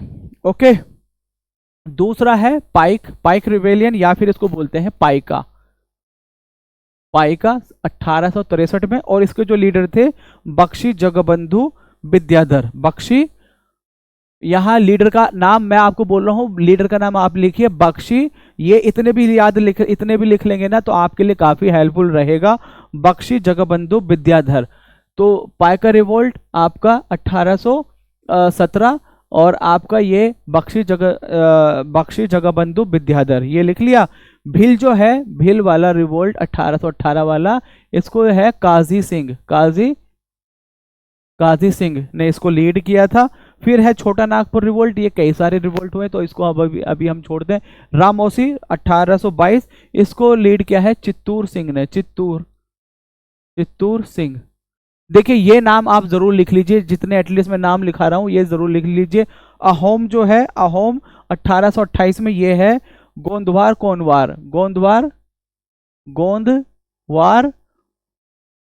कोनवार। अब देखो मैं जना हिंदी में भी लिख सकता हूँ, लेकिन बच्चों प्लीज ट्राई टू अंडरस्टैंड, है ना। अब मेरे से एक आध मात्रा गलत हो गई तो बच्चों उस पर हंसेंगे। जैसे मुझे याद है मैंने पढ़ाया था जलडमरू मध्य, अब मैंने पढ़ लिया उसको जलडमरू मध्य, उसमें बच्चे मतलब ये कहाँ से उठा लिया, किस आदमी को उठा लिया, कोई जो ठीक से बोल नहीं पाता वो पढ़ाएगा क्या। भाई आपका पूरा हक है, आप बोलिए, लेकिन छोटी छोटी सी गलतियों को माफ भी कर देते हैं। तो गोंदवार कोनवार हो गया आपका। फिर इसके बाद में है बहावी मूवमेंट, छोड़िए। कोल रिबेलियन जो है, कोल रिबेलियन 1831, और इसको बुद्धो भगत एंड आपका जोआ भगत, ताना भगत। तो Kol rebellion, Buddho Bhagat and Joa Bhagat, spelling आप लिखिए Buddho Bhagat and Joa Bhagat. Okay, Kuka rebellion जो है बाबा राम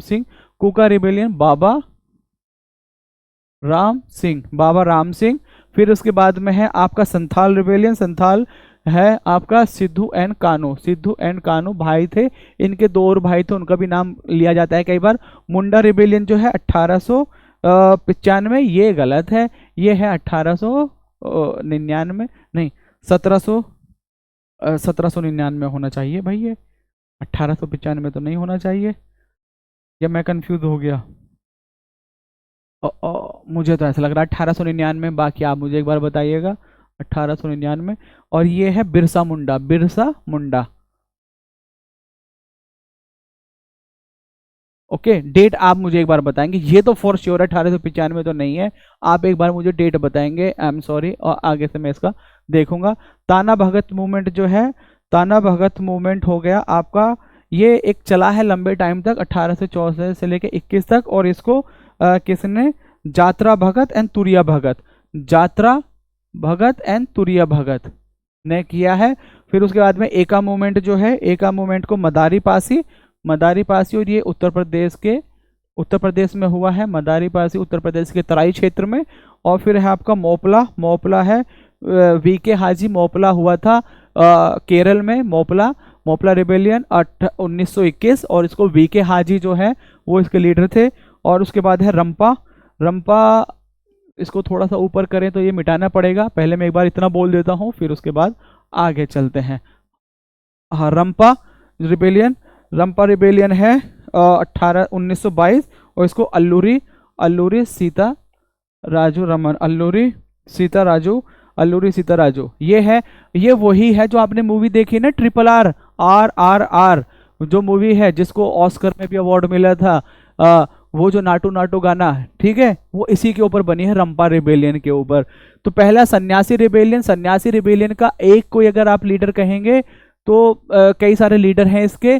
और ये आपका बेसिकली जो फेमस हुआ है आपका आनंद मठ एक नोवेल लिखा था बंकिम चंद्र चटर्जी ने, उसकी वजह से ये काफी फेमस हुआ। पाइका रिबेलियन 1817, और इसको जो है लीड करने वाले पाइका रिबेलियन को बख्शी जगबंधु विद्याधर। फिर है भील 1818, काजी सिंह रामोसी आपका 1822, चित्तूर सिंह अहोम रिबेलियन 1828, गोंदवार कोनवार आपका कोल रिबेलियन 1831 बुद्धो भगत एंड जोआ भगत। फिर कुका रिबेलियन 1840, बाबा राम सिंह। संथाल रिबेलियन सिद्धू कानू। मुंडा रिबेलियन डेट आप एक बार देखेंगे 1899, और बिरसा मुंडा, इसी को ही उलगुलान। और फिर है आपका ताना भगत मूवमेंट, ये है 1914 से 21, जात्रा भगत एंड तुरिया भगत। Eka movement Madari Pasi. Moplah rebellion V K Haji 1921, and Rampa rebellion Alluri Sita Raju, ये है आपका आंध्र प्रदेश 1922। आप चाहें तो इसको देख सकते हैं, इसको लिख लीजिएगा। लिखना आपके लिए कंपलसरी है, नहीं लिखेंगे भाई बाद में गलती होगी, मुझे नहीं कहना कि आपने नहीं बताया था। क्वेश्चन आने के बहुत ही चांस है यहाँ से, बहुत ही ज़्यादा। ये कुछ इंस्टीट्यूशन है जो आपके जो कांग्रेस है, जैसे कि 1885 में बनी। कांग्रेस के बनने से पहले ही कुछ और पॉलिटिकल ऑर्गेनाइजेशन बन चुकी थी, उनके कुछ नाम हैं। ऐसे तो अगर मैं कहूँ जो सबसे पहले ऑर्गेनाइजेशन बनी थी, पॉलिटिकल ऑर्गेनाइजेशन 1836 में बनी थी, बंगाल लैंड होल्डर्स सोसाइटी 1836 में बनी थी। उसका यहाँ पे नाम नहीं है, वो हम कहीं और नाम देंगे। फिलहाल हम ये देखते हैं ईस्ट इंडिया एसोसिएशन जो है ये बनी। ईस्ट इंडिया एसोसिएशन कहाँ बनी? लंदन में बनी। कब बनी? 1866 में बनी। किसके द्वारा? दादा भाई नेहरू के द्वारा। और यही ऑर्गेनाइजेशन है जिसके द्वारा उन्होंने बहुत ज़्यादा क्रिटिसाइज किया था ब्रिटिश को, और फिर इसी के ऊपर एक किताब लिखी थी poverty and British rule in India, जो कि लिखी गई थी 1901 में। Okay, east India association 1866, London, founder दादा भाई नेहरू, नाना भाई देरोजी नहीं, दादा भाई नेहरू। इंडियन सोसाइटी, एक मिनट,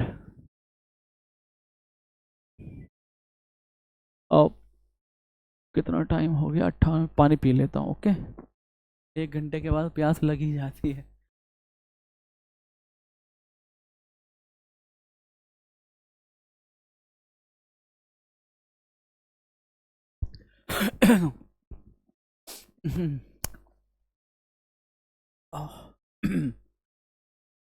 चलिए चलते हैं।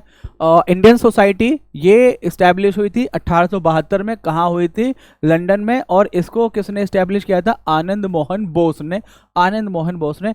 इंडियन एसोसिएशन हुई थी आपका 1876 में कोलकाता में, और इसके फाउंडर थे आनंद मोहन बोस एंड सुरेंद्रनाथ बनर्जी फेमस है, उनका एक न्यूज़पेपर था द बंगाली, वो भी।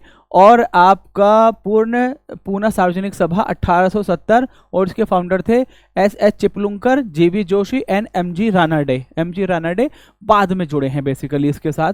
मद्रास महाजन सभा 1884, इन तीनों के नाम कई बार पूछे गए हैं, नाम याद रखें। मद्रास महाजन सभा आपके हैं GS Iyer, M Veeraraghavachari and P Anand Charlu. GS Iyer, M Veeraraghavachari and Anand Charlu, 3 लोग थे मद्रास महाजन सभा 1884। इसी तरह से बॉम्बे प्रेसिडेंसी एसोसिएशन है 1885, और इसके फाउंडर थे फिरोज शाह मेहता, KT तेलांग एंड बदरुद्दीन तैयब जी, और इन्हीं को ही कहा जाता है बॉम्बे त्रिमूर्ति। बॉम्बे त्रिमूर्ति किसको कहा जाता है? फिरोजशाह मेहता, केटी तेलांग, बदरुद्दीन तैयब जी। अब क्या हुआ कि ये जो है आप मुझे एक बताएंगे, एक इंडियन लीग है, एक इंडियन लीग, वो कब स्टैब्लिश हुई थी? ऑल्दो आगे हम देखेंगे, लेकिन फिलहाल मैं यही क्वेश्चन पूछ रहा हूँ, इंडियन लीग कब स्टैब्लिश हुई थी और किसने की थी और कहाँ पर हुई थी?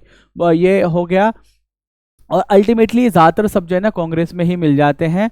और फिर इसमें क्या हुआ आपका, जो ये इंडियन एसोसिएशन है ना, कांग्रेस से पहले अगर किसी को देखा जाए ना, जो बहुत बड़ी वजूद वाली जो पार्टी थी वो थी इंडियन एसोसिएशन, जो कि आनंद मोहन बोस और सुरेंद्रनाथ बनर्जी के द्वारा बनाई गई थी। ये हो गया आपका रिवोल्ट, जो है आपका 1857 का रिवोल्ट। अब हुआ क्या कि देखिए, रिवोल्ट जो होता है ना वो एक पॉइंट होता है जहां बर्दाश्त खत्म हो जाता है। तो चीज़ें बहुत टाइम से चले जा रही थी, बहुत टाइम से चली जा रही थी, बहुत सारे वजह थी उनकी, लेकिन उन वजह के बारे में हम नहीं जानते क्योंकि फ़िलहाल हमें क्विक रिवीजन करना है। तो हुआ क्या कि आपका 28 मार्च 29 मार्च, हाँ 29 मार्च को बैरकपुर में मंगल पांडे जो हैं उन्होंने मोर्चा खोल दिया। और वो बेसिकली क्या था, कारतूस वाली कहानी आप सब जानते हैं। डेट यहाँ आपको याद रखनी है, तो डेट है 29 मार्च, मैं 28 मार्च कह रहा था, 29 मार्च मंगल पांडे। अब यहाँ क्या होता है कि इसके बाद जब यहाँ हो गया ये मार्च में, फिर आपका मेरठ में जो सिपाही थे वो 10 मई को मोर्चा खोल देते हैं, किसकी लीडरशिप में? कदम सिंह की। और ये मेरठ से आते हैं दिल्ली, और दिल्ली में आके ये लाल किले के बाहर खड़े होते हैं और वहाँ कहते हैं कि भाई जो आपके बहादुर शाह जफर हैं उसको डिक्लेयर करते हैं लीडर, और फिर कहते हैं कि हम आपकी लीडरशिप में लड़ने के लिए तैयार हैं। तो वहाँ से फिर आपका फुल फ्लेज जो आपका 1857 का रिवोल्ट है वो स्टार्ट होता है। और यहाँ आपका ये 10 मई हो गया। अब आप देखेंगे जून, लखनऊ में 4 जून को बेगम हजरत महल के, झांसी में आपकी रानी लक्ष्मीबाई, कानपुर में आपके नाना साहिब। इसी तरह से अलग अलग पॉइंट पर अलग अलग लीडर थे। बेसिकली सबकी अलग अलग ग्रीवांसेस थी। अगर देखा जाए तो आपका जैसे जो सोल्जर्स थे उनकी अलग ग्रीवांस थी। आपका लखनऊ में ये था कि इनके बेटे को नवाब नहीं बनाया दिया जा रहा था। झांसी में ये था कि इनके बेटे को जो अडॉप्टेड बेटा था उसको राजा नहीं बना सकते थे डॉक्ट्रिन ऑफ लैप्स की वजह से। इसी तरह से नाना साहेब, इनका जो पेंशन का इशू, तो बहुत सारे इशू थे। इसीलिए कुछ लोग तो कहते हैं कि ये फर्स्ट वॉर ऑफ इंडिपेंडेंस था, कुछ लोग कहते हैं कि it was neither first nor it was war of independence. ये भी हम देखेंगे एक बार जब हम इसका ये देखेंगे 1857 के बारे में किसने क्या क्या बोला। तो ये डेट, ये भी यूपी पीसीएस ने क्वेश्चन पूछा है, इसलिए यहाँ पर ये डेट दी है। कुछ भी अगर आपको याद रह जाएंगी तो इतने से भी आपका काम चल जाएगा। ओके, फैक्ट्स रिलेटेड टू राजा राम मोहन रॉय। राजा राम मोहन राय के बारे में कुछ फैक्ट मैंने आपको पहले ही बताया था। राजा का टाइटल किसने दिया था? अकबर टू ने दिया था। अकबर टू ने अपनी पेंशन लेने के लिए इनको भेजा था लंदन, और वहाँ इंग्लैंड जाने के बाद में कुछ 1833 या 34 में ब्रिस्टल में इनको कुछ दिमाग की बुखार वाली बीमारी हुई थी और वहीं पे इनकी डेथ हो गई थी। तो वहाँ ये बात ख़त्म। अब जो है इन्होंने किताब लिखी थी द गिफ्ट ऑफ मोनोथीस्ट, एकेश्वरवाद का उपहार पुस्तक लिखी 1809 में। आत्मीय सभा बनाया 1814 नहीं 1815। ओके, और हिंदू कॉलेज बनाया 1817 में, किसके साथ? डेविड हेयर के साथ। क्रोनोलॉजी में क्वेश्चन आता है, हिंदू कॉलेज पहली बात तो ये कहाँ स्टैब्लिश हुआ? कोलकाता। किसने किया? राजा राम मोहन राय ने। किसके साथ किया? डेविड हेयर के साथ किया। कब किया? 1817 में किया। और एक किताब लिखी थी the book precepts of Jesus, precepts of Jesus पुस्तक लिखी, और वेदांता कॉलेज स्टैब्लिश किया। यहाँ तो किया था डेविड हेयर के साथ मिलकर, ये क्या है? डेविड हेयर के साथ मिलकर। लेकिन वेदांता कॉलेज जो है ये इन्होंने अपने आप किया था, और यहाँ इन्होंने फिलॉसफी, वोल्टेयर फिलॉसफी और मैकेनिक्स पढ़ाने के लिए, बेसिकली फिलॉसफी और मैकेनिक्स के लिए ये था जो जहाँ पे ये पढ़ाते थे। और फिर 1828 में आपका ब्रह्म सभा, और ब्रह्मो सभा अल्टीमेटली कन्वर्ट हो जाती है ब्रह्मो समाज में। फिर हम इसके आगे इसकी कहानी देखेंगे कि ब्रह्मो समाज ऑफ इंडिया बना, साधारण समाज, आदि ब्रह्मो समाज, वो एक हम अलग कहानी देखेंगे आगे, वो भी बड़े मज़ेदार है, किस तरह से चीज़ें टूटी, किस तरह से चीज़ें बनी। 1829 में इन्होंने पिटीशन डाली थी लॉर्ड विलियम बेंटिक के कोर्ट में, और वहाँ फिर आपका सती प्रथा को अबॉलिश किया गया बाय विलियम बेंटिक के द्वारा। ओके, तो ये इनका मेजर कंट्रीब्यूशन है। चलिए चलते हैं आगे। किसान सभा मूवमेंट। किसान सभा मूवमेंट जो है अवध किसान सभा 1920 में बनी प्रतापगढ़ में उत्तर प्रदेश के, और इसके जो लीडर थे, आपके लीडर कौन थे आपके अवध किसान सभा, अवध किसान सभा, आ जाओ भाई, अवध किसान सभा 1920 प्रतापगढ़, बाबर रामचंद्र एंड आपका जवाहरलाल नेहरू, ये हो गए। इसी तरह से यूपी किसान सभा बनी थी, यूपी किसान सभा पहले बनी है 1918 में, इसके 3 लीडर लखनऊ में, और इसके इंदिरा नारायण द्विवेदी, मदन मोहन मालवीय एंड गौरी शंकर मिश्रा। ये यूपीपीसी 2022 का क्वेश्चन है, यूपीपीसी में पूछा गया। ऑल इंडिया किसान सभा बनी है 1936 में, कहाँ बनी, लखनऊ में। इसके बाद कम से कम 1000 बार ये क्वेश्चन पूछा जा चुका है। इसके प्रेसिडेंट कौन थे, किसके द्वारा, स्वामी सहजानंद सरस्वती, और इसके सेक्रेटरी थे एनजी रंगा, जो थे कहां से, आंध्र प्रदेश से। तो ये हो गया आपका इसके जो किसान सभा है। अवध किसान, पहले देखिए यूनाइटेड प्रोविंस यूपी किसान सभा उत्तर प्रदेश, ये 1918 में, इसमें 3 थे, इंदिरा नारायण द्विवेदी, मदन मोहन मालवीय, गौरी शंकर मिश्रा। और फिर उसके बाद में आपका अवध किसान सभा 1920 प्रतापगढ़, बाबा रामचंद्र, जवाहरलाल नेहरू, और उसके बाद अवध ऑल इंडिया किसान Sabha AIKS 1936 Lucknow, Swami Sahajanand Saraswati and N G Ranga as the secretary. Okay, इतना ही बस आपको याद रखना है। इसके अलावा याद रखने के लिए दुनिया जहां है ना दुनिया जहां आपके काम आएगी, काम आते हैं आपके कुछ ही।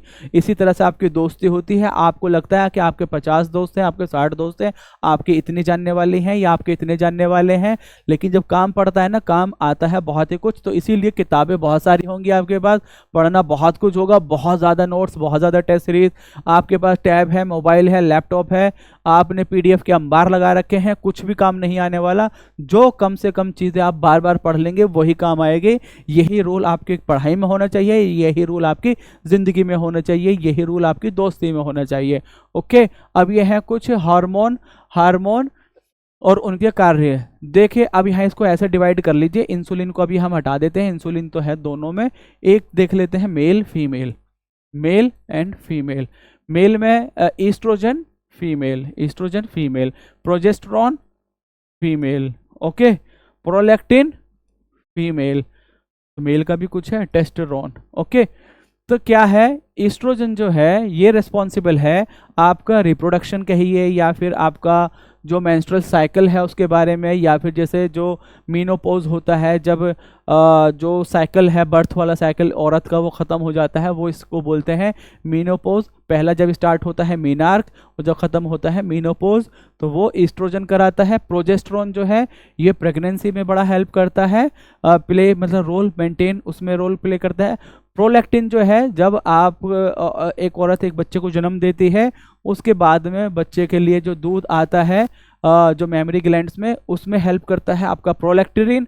और जो टेस्टोस्टेरोन है वो आपका मेल में बड़ा रोल प्ले करता है उसके सेकंड जो आपका जो सेक्सुअल ऑर्गन्स है उसके डेवलपमेंट में, और उसके रिप्रोडक्टिव सिस्टम में डेवलप करने में करता है।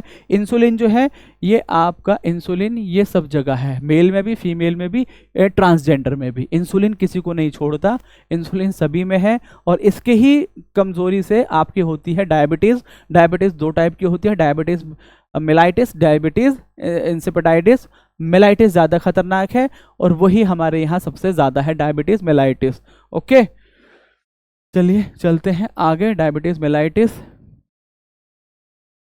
क्लीन सेलेक्ट, आगे बढ़े। इंसेक्टिवाइरस प्लांट, अब क्या है ना, प्लांट्स को नाइट्रोजन की बहुत ज़रूरत है। कल हमने बताया था कि ज़्यादातर सॉइल जो है नाइट्रोजन डेफिसिट में है।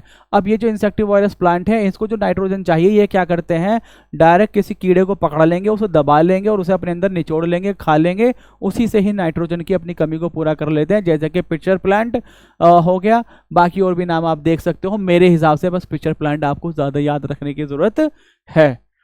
Plant hormone and their function, जैसे हमने अभी ह्यूमन हार्मोन देखे, इसी तरह से प्लांट हार्मोन है। एक है ऑक्सिन, फिर है गिबरलिन, साइटोकाइनिन, एब्साइसिक एसिड।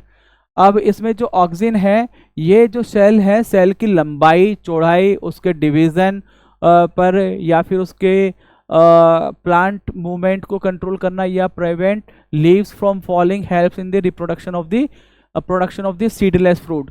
अगर क्वेश्चन पूछा जाए सीडलेस फ्रूट प्रोडक्शन में कौन सा हार्मोन हेल्प करता है, तो वो है ऑक्सिन। कौन सा? सीडलेस में कौन हेल्प करता है? ऑक्सिन करता है। और सेल डिवीजन में भी कौन करता है? ऑक्सिन करता है। गिबरलिन जो है, अगर किसी सीड का क्विक जर्मिनेशन कराना है उसमें हेल्प करता है गिबरलिन। और ये जो प्लांट की हाइट बढ़ाने में भी रोल प्ले करता है, गिबरलिन करता है।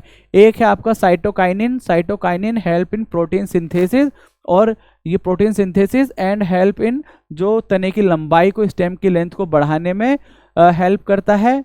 और डूरिंग कैटालिस्ट, बस इतना ही याद रखिए। बहुत ऐसा हर चीज़ तो याद रखने की जरूरत है नहीं। मैं कहूँगा ये बहुत इंपॉर्टेंट है। एब्साइसिक एसिड ऐसा कौन सा हार्मोन है जिसको अगर डाल दिया जाए, जिसको उसको इसके क्वांटिटी को दे दिया जाए तो उसकी ग्रोथ को वो रोकता है, ग्रोथ इनहिबिटर है। ये जो है कैसे करता है? जो आपका जो leaves, control the opening and closing of the leaves and flowers and promote the defoliation and reduce plant growth rate. यानी कि वृद्धि रोधक है ये। पत्तियों एवं फूलों के खुलने एवं बंद करने की क्रियाओं का नियंत्रण, पतझड़ की क्रियाओं को प्रोत्साहन करना तथा पौधे की वृद्धि को कम करना। तो एक बार फिर बता रहा हूँ, ऑक्सिन आपका हेल्प में सीडलेस फ्रूट्स के डेवलपमेंट में, प्रोडक्शन में।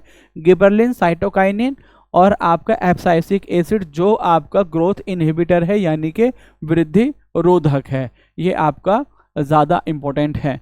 अब ये कुछ विटामिन हैं। विटामिन ए जिसको बोलते हैं रेटिनॉल, और इसकी वजह से क्या होता है? Night blindness. यहाँ क्वेश्चन कंफ्यूज किया जाता है, colour blindness, night blindness. Colour blindness जो है वो है आपका जेनेटिक डिसऑर्डर, और नाइट ब्लाइंडनेस जो है वो है आपका विटामिन ए की कमी की वजह से, जिसको बोलते हैं रेटिनॉल। और एक और बीमारी होती है इसकी वजह से जिसको बोलते हैं जीरोप्थेल्मिया। जीरोप्थेल्मिया को हिंदी, हाँ जीरोप्थेल्मिया, उसमें क्या है? आंख में सूखापन आ जाता है। वो किसकी वजह से? रेटिनॉल की वजह से। विटामिन बी1 जो है वो थायमिन भी कहते हैं उसको, और इसकी वजह से हाइट जो ग्रोथ है ना, वो हाइट कम रह जाती है। और एक जो बहुत इंपॉर्टेंट बीमारी होती है इसकी वजह से जो फेमस है वो है बेरी। यहाँ नाइट ब्लाइंडनेस, जीरोप्थेल्मिया, इसकी वजह से बेरी। विटामिन बी2 जो है उसको बोलते हैं राइबोफ्लेविन, और इसकी वजह से चिलियोसिस और आपका ब्लिस्टर्स ऑन टंग, यानी कि जबान पे कुछ छाले छाले से पड़ जाना, वो विटामिन बी2 राइबोफ्लेविन की वजह से। विटामिन बी3 इसको बोलते हैं नाइसिन, और इसकी वजह से क्या है? आपका डाइजेस्टिव सिस्टम में प्रॉब्लम। ये कम पूछा गया है। विटामिन में से बी1 बहुत ज़्यादा पूछा जाता है, vitamin B one. Thiamine, pantothenic acid, vitamin B five को बोलते हैं पैंथेनोइक एसिड। और इसमें जो है मसल्स पैरालिसिस किसकी वजह से? विटामिन बी5 की वजह से। इसी तरह से आपका विटामिन बी6 को बोलते हैं पायरिडॉक्सिन, और इसकी वजह से स्किन डिजीज या एनीमिया में ये हेल्प करता है, मतलब डिजीज को बढ़ाने में हेल्प करता है, ऐसा नहीं हमारी हेल्प करता है। तो ये है। इसी तरह से आप आगे जैसे विटामिन यहाँ इतने देख लिए, आगे आपका सी, डी और फिर के का आएगा तो वो भी हम देखेंगे। ये है कुछ प्रोटोजोआ द्वारा डिजीज, प्रोटोजोआ के द्वारा अमीबी पेचिस जो है ये एंटामीबा हिस्टोलिटिका के द्वारा जो है अमीबी पेचिस, आपका डिसेंट्री जो है, काला आजार जो है ये भी एक प्रोटोजोन डिजीज है। लिशमेनिया डोनोवानी के द्वारा। मलेरिया, ये बहुत इंपॉर्टेंट है, मलेरिया आपको याद होना चाहिए। मलेरिया जो है, हो सकता है बच्चे इसको वायरल भी मान सकते हैं, क्योंकि जैसे डेंगू वायरल है, इसी तरह से मलेरिया है आपकी प्लाज्मोडियम पैरासाइट, और ये प्रोटोजोआ के द्वारा होती है। इसी तरह से स्लीपिंग सिकनेस, ये आपका ट्रिप्नोसोमा ब्रोकई, जिसको सीसी फ्लाई भी कहते हैं, उसकी वजह से होती है स्लीपिंग सिकनेस। और आपका मलेरिया आपका प्लाज्मोडियम पैरासाइट की वजह से। चलिए, ये हो गया आपका। इसके आगे committee on poverty measurement, Lakdawala अलग कमेटी, लकड़ावाला, ये मैं नहीं बता रहा, क्योंकि ये लेटेस्ट, मैं आपको अलग से इकोनॉमी का तो अलग से ही बताऊंगा। Important revolution related to reproduction, golden revolution जो है वो जुड़ा हुआ है फ्रूट या फिर हनी से। ग्रीन रेवोल्यूशन आप सभी जानते हैं वो आपका खाद्यान्न से है। वाइट रेवोल्यूशन आपका डेयरी दूध से है। ब्लू जो है फिश से है। ब्राउन फर्टिलाइजर से है। सिल्वर जो है वो आपका एग से है। ब्लैक जो है वो पेट्रोलियम, और येलो जो है वो आपका ऑयल सीड से है। यहाँ पर एक चीज़ मैं बस आपको बताना चाहूँगा, जो ब्राउन है, ब्राउन आपका ब्राउन अब आप जोड़ेंगे, जो लेटेस्ट है ना ब्राउन 2.0, वो सॉइल क्वालिटी से रिलेटेड है। किससे है? सॉइल क्वालिटी को इम्प्रूव करने के लिए है ब्राउन 2.0।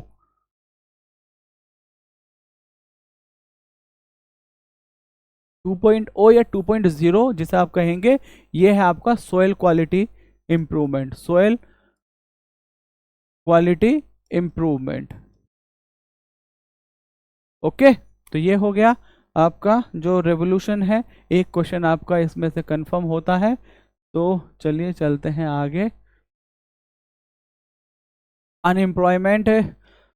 अब देखिए, वैसे मैं चाह रहा था इकोनॉमिक्स एक साथ कराऊं, लेकिन अब ये चले आ गया तो बता देता हूँ। साइक्लिकल क्या है?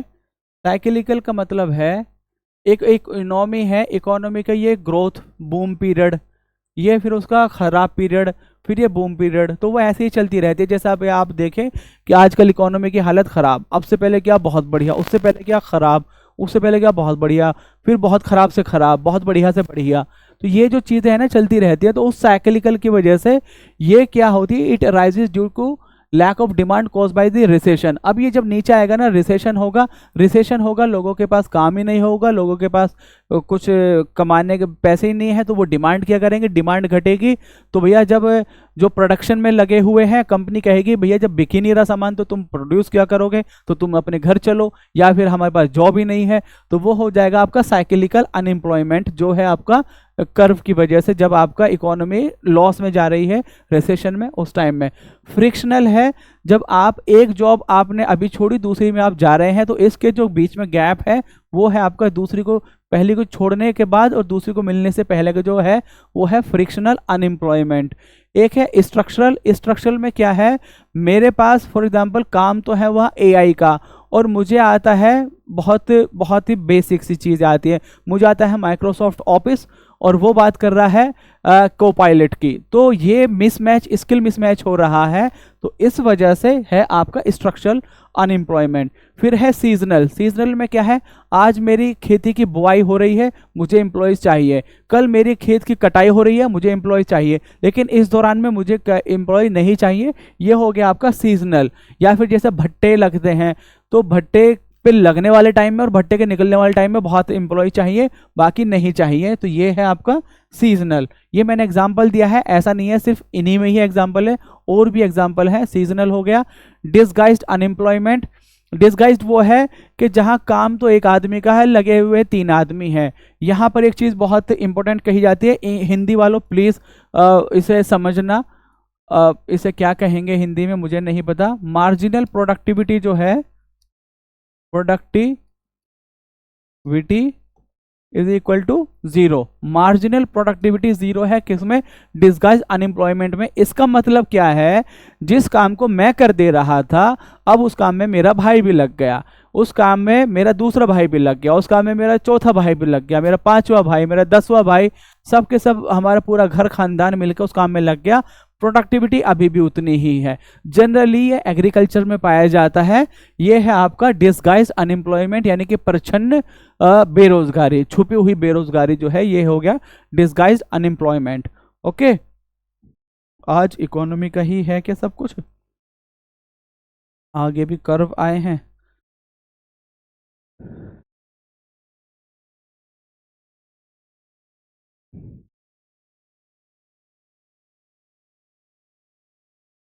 लॉरेंस कर्व जो है, लॉरेंस जो कर्व है, ये दिखाता है आपका इनइक्वालिटी वेल्थ और इनकम के। ये दिखाता है inequality of wealth and income, यानी कि किसी समाज के पास कितनी इनकम है, कितनी वेल्थ है। जैसे कि आजकल आप देखते होंगे, एक रिपोर्ट आती है,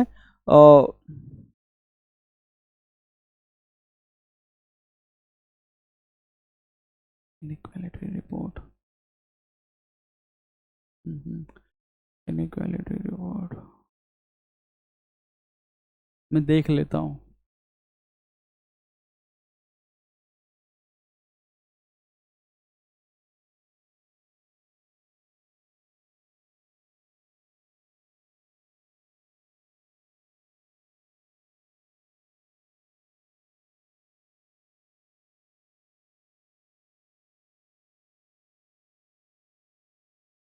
ऑक्सफैम, हाँ ऑक्सफैम की इनइक्वालिटी रिपोर्ट आती है, तो वो बताती है कि जैसे उसने अभी हाल फिलहाल बताया कि टॉप 1% जो है इंडिया में, वो 40% आपकी वेल्थ को कंट्रोल करते हैं, और जो बॉटम 50% यानी कि निचले 50% है, वो सिर्फ 3% वेल्थ को कंट्रोल करते हैं। तो आप देखिए 1% आपका 40%, और टॉप 10% लगभग 73%, और नीचे के 50% आपका सिर्फ 3% को कवर करते हैं। तो ये दिखाता है आपका लॉरेंस कर्व, और इसी चीज़ को जो दिखाने के लिए जो चीज़ यूज होती है उसको बोलते हैं गिनी कोफिशिएंट। गिनी कोफिशिएंट जो है वो इनकम इनइक्वालिटी दिखाता है थ्रू लॉरेंस कर्व। तो लॉरेंस कर्व जो है इनइक्वालिटी दिखाएगा, गिनी कोफिशिएंट उसको रिप्रेजेंट करेगा कि किस तरह से है। और फिर है आपका उसके बाद में कुजनेट कर्व। कुजनेट कर्व जो है वो किस किस के बीच में है, economic inequality increases as GDP increase and after. हाँ, इसमें क्या है, ये है इस तरह से, इसमें ये बताता है कि जो इनइक्वालिटीज़ हैं वो बढ़ेंगी जैसे जैसे जीडीपी ग्रोथ बढ़ेगी, लेकिन एक पॉइंट आएगा जिसके बाद आपका जो इनइक्वालिटीज़ हैं वो कम होने लगेंगे, क्योंकि अब वेल्थ डिस्ट्रीब्यूशन अच्छे से होगा। तो जैसे आप देखेंगे कोई भी देश जब तरक्की करता है तो अमीर बहुत अमीर होते चले जाएंगे, गरीब गरीब, लेकिन जब एक बड़ा लेवल आ जाएगा, जब सरकार के पास बहुत पैसे आ जाएंगे, तो सरकार गरीबों का बहुत ख्याल रखेगी, गरीबों को फ्री एजुकेशन, हेल्थ, आपका घर, ये सब चीज़ें प्रोवाइड करने लगेगी, तो इनइक्वालिटीज़ कम हो जाएंगी, यानी कि गरीबों में गरीबी कम होगी। तो ये दिखाता है आपका कुजनेट कर्व। इसी तरह से कुजनेट कर्व दो तरह से दिखाता है, एक तो आपको दिखाएगा इनइक्वालिटी और जीडीपी ग्रोथ, एक दिखाता है आपका इन्वायरमेंटल डिग्रेडेशन और जीडीपी ग्रोथ। जैसे जैसे जब इकोनॉमी नहीं होती है वो आपका ग्रोथ करेगी, यानी कि उसे बहुत ज़्यादा मिनरल चाहिए, बहुत ज़्यादा फॉरेस्ट कट करेगी, तो उस टाइम में डिग्रेडेशन होगा, बहुत धुआं छोड़ेंगे। लेकिन उसके बाद आ जाएगा कि जब वो इन्वायरमेंट का बहुत ख्याल रखेंगे तो वो धीरे धीरे फिर आपका इन्वायरमेंटल डिग्रेडेशन भी कम हो जाएगा। ये देखिए इन्वायरमेंटल कुजनेट कर्व, ये भी इन्वर्टेड यू ही होता है। तो ये दो कर्व हो गए। थॉमसन या फिलिप्स कर्व जो है ये है आपका unemployment decreases and inflation increases. ये आपका इन्फ्लेशन है एक लेवल, और ये अनएम्प्लॉयमेंट। जैसे जैसे इन्फ्लेशन बढ़ रहा है तो अनएम्प्लॉयमेंट घट रहा है। अब ऐसा नहीं है इनफाइनाइटली जब इन्फ्लेशन बढ़ता रहेगा तो ये घटता रहेगा, ऐसा नहीं है, कुछ लेवल तक ये चीज़ें देखी गई है कि unemployment decreases as inflation increases, that is there is an inverse relationship between the unemployment and inflation rate। Basically inflation कुछ हद तक क्यों ज़रूरी है, क्योंकि वो जो प्रोड्यूसर है उसके अंदर एक सेंटिमेंट पैदा करता है कि yes there is a demand in the economy. अब जब डिमांड होगी उसे मुनाफे की उम्मीद होगी कि हाँ मेरे प्राइसेस बढ़ेंगे, तो वो प्रोड्यूस करेगा। अब जब वो ज़्यादा प्रोड्यूस करेगा तो उसे ज़्यादा डिमांड होगी, तो वो क्या करेगा, ज़्यादा से ज़्यादा लोगों को रोज़गार दे पाएगा, यानी कि अनएम्प्लॉयमेंट रेट कम होगी। तो ये होता है इस तरह से। इसी तरह से लेफर कर्व है। लेफर कर्व दिखाता है tax revenue increases on increasing the tax rate and after a point वो ख़त्म हो जाता, मतलब कम हो जाता है। इसको भी अगर हम ग्राफ की तरह से देखें तो ये है आपका ऐसे जो लेफर कर्व है, लेफर कर्व कहता है कि ये हो गया आपका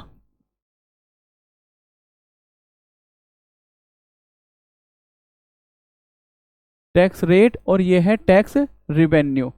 इसने जैसे टैक्स रेट ऐसे बढ़ रही है, रिवेन्यू आपका बढ़ रहा है, ओके, यहाँ बढ़ी फिर बढ़ा, ये बढ़ा फिर बढ़ा, लेकिन एक पॉइंट आएगा जब टैक्स रेट इतने पर आकर अब आपका रिवेन्यू बढ़ेगा नहीं, अब आपने टैक्स रेट बढ़ाया बल्कि रिवेन्यू घटेगा, क्योंकि अब लोग जो है ना इवेड करना स्टार्ट कर देंगे, लोग देश को छोड़ना स्टार्ट कर देंगे, लोग वहाँ प्रोडक्शन कम करना कर देंगे, क्योंकि उनको पता है कि अगर मैं उस ब्रैकेट में पहुँचा तो मेरे पे ज़्यादा टैक्स लगेगा या इतना टैक्स दे दूंगा तो मेरे पे बचेगा क्या। तो वो इस तरह से इसमें दिखाया जाता है कि टैक्स रेट रिवेन्यू जो है वो टैक्स रेट के साथ एक हद तक बढ़ता है, लेकिन उसके बाद फिर वो घटने लगता है। तो ये दिखाता है आपका लेफर कर्व। तो ये हो गया, कुछ कर्व हैं ये बार बार आते हैं। Major priority areas in 5 year plan. पहले 5 ईयर प्लान जो है 1951 से 1956 तक हुआ और इसमें एग्रीकल्चर को फोकस दिया और ये बेस था हैरोल्ड डॉमर मॉडल पर। दूसरा जो है वो महालनोबिस मॉडल पे बेस था और इसने इंडस्ट्री को, जो लार्ज इंडस्ट्री है या हैवी इंडस्ट्री है, उसको फोकस दिया। Basically establishment of hydro electric project at Bhilai, Durgapur and Rourkela.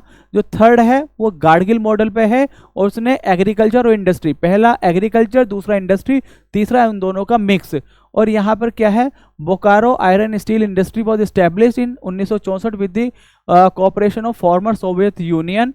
ये हो गया आपका तीसरे में। चौथे में आपका सस्टेनेबल ग्रोथ की बात की गई, elimination of income inequalities, and पांचवे में बेसिकली गरीबी हटाओ की जो बात है वो आपका पांचवे में कहा गया, गरीबी हटाओ। ये हो गया पांचवे में। अब यहाँ अगर 50 छोटा सा पॉइंट ये भी देख लें, ये कुछ प्रोजेक्ट हैं, river valley project, Badaun project है किस पर, रामगंगा पर, गोकुल है किस पर, यमुना पर, रिहांड जो है वो है रिहांड नदी पर, नागार्जुन जो है वो कृष्णा पर है, पोचमपत जो है गोदावरी आंध्र प्रदेश, माता तिला बेतवा उत्तर प्रदेश। ये हैं सिटीज, कुछ जो नदियां हैं उत्तर प्रदेश की, जो सिटी और किस नदी पर है, गोमती नदी पर है लखनऊ, जौनपुर, सुल्तानपुर, और यमुना पर कौशाम्बी, मथुरा, वृंदावन, आगरा, इटावा, हमीरपुर। क्या सभी याद रख सकते हो? नहीं याद रख सकते हो। क्या सभी याद रखनी चाहिए? नहीं याद रखनी चाहिए। मैप एक बार देख लीजिए, एक दो बार, अब आपका नसीब है। फिर राप्ती जो है उस पर गोरखपुर, बलरामपुर, बहराइच, श्रावस्ती, गंगा पर बिथुर, वाराणसी, प्रयागराज, कन्नौज, फर्रुखाबाद, गाजीपुर, कानपुर, मिर्जापुर। अब गंगा आके चाहे आप याद रखें न रखें, लेकिन गंगा हाईवे का जरूर याद रखें, जो गंगा एक्सप्रेसवे है कि वो कितनी डिस्ट्रिक्ट से जा रहा है, उसकी डिस्टेंस कितनी है, स्टार्टिंग पॉइंट क्या है, एंड पॉइंट क्या है, और अगर उससे कोई लिंक एक्सप्रेसवे कनेक्ट है तो वो आपको पता होना चाहिए। तो ये था आज का हमारा सेकंड डिस्कशन। मैंने काफ़ी कोशिश की, और मैं फिर वही कहूँगा आप बच्चों से कि आपका बहुत बहुत शुक्रिया कि आपने बहुत कमेंट्स में बहुत प्यार दिया। और अगर कोई कमी लगे तो डेफिनेटली देखिए, ऐसा नहीं है कि सिर्फ आप अच्छा ही बोलें, आप नेगेटिव भी बोलेंगे तो I am open to that also. वो भी मैं बिल्कुल दिल से उसको लूँगा, एक्सेप्ट करूँगा, और कुछ कमी होगी, कुछ मेरे से इम्प्रूवमेंट की गुंजाइश होगी तो मैं उसको ज़रूर इम्प्रूव करूँगा। और भाई देखिए बाकी क्या है, सीखना ही है ज़िंदगी भर। आप भी सीख रहे हैं, हम भी सीख रहे हैं, कोई कैसे कोई कैसे। तो ठीक है, thank you, have a good day, bye. Current affair के लिए कुछ बच्चों ने कहा था प्रहार मैगजीन के लिए। अब उसमें जो ना मुझे बस एक थोड़ी सी कन्फ्यूज़न है, वो अगर ऐसे हिंदी इंग्लिश वाला ये, और दूसरा देखिए टू बी वेरी ऑनेस्ट, मैं अगर सिर्फ हिंदी में पढ़ाऊंगा तो बहुत अच्छा नहीं कर पाऊंगा। अगर आप थोड़ा इंग्लिश में कंफर्टेबल हैं तो आप प्लीज़ बताइएगा, फिर मैं उस पर भी विचार क्या करूंगा, मैं उसको कर ही दूंगा। लेकिन मैं पहले आपके कमेंट का वेट कर रहा हूँ। अगर मुझे ऐसा कंटेंट मिल जाता है कि हिंदी इंग्लिश दोनों साइड में है तो that will be much better for me. Otherwise सिर्फ और सिर्फ मैं इंग्लिश से करूँगा, या फिर मैं आपको कहीं कहीं जहाँ समझ में नहीं आएगा वह हिंदी वाला भी बोल दूंगा। तो आप मुझे प्लीज़ बताइएगा ताकि मैं उसको भी कर पाऊँ। Thank you, have a good day, bye, take care.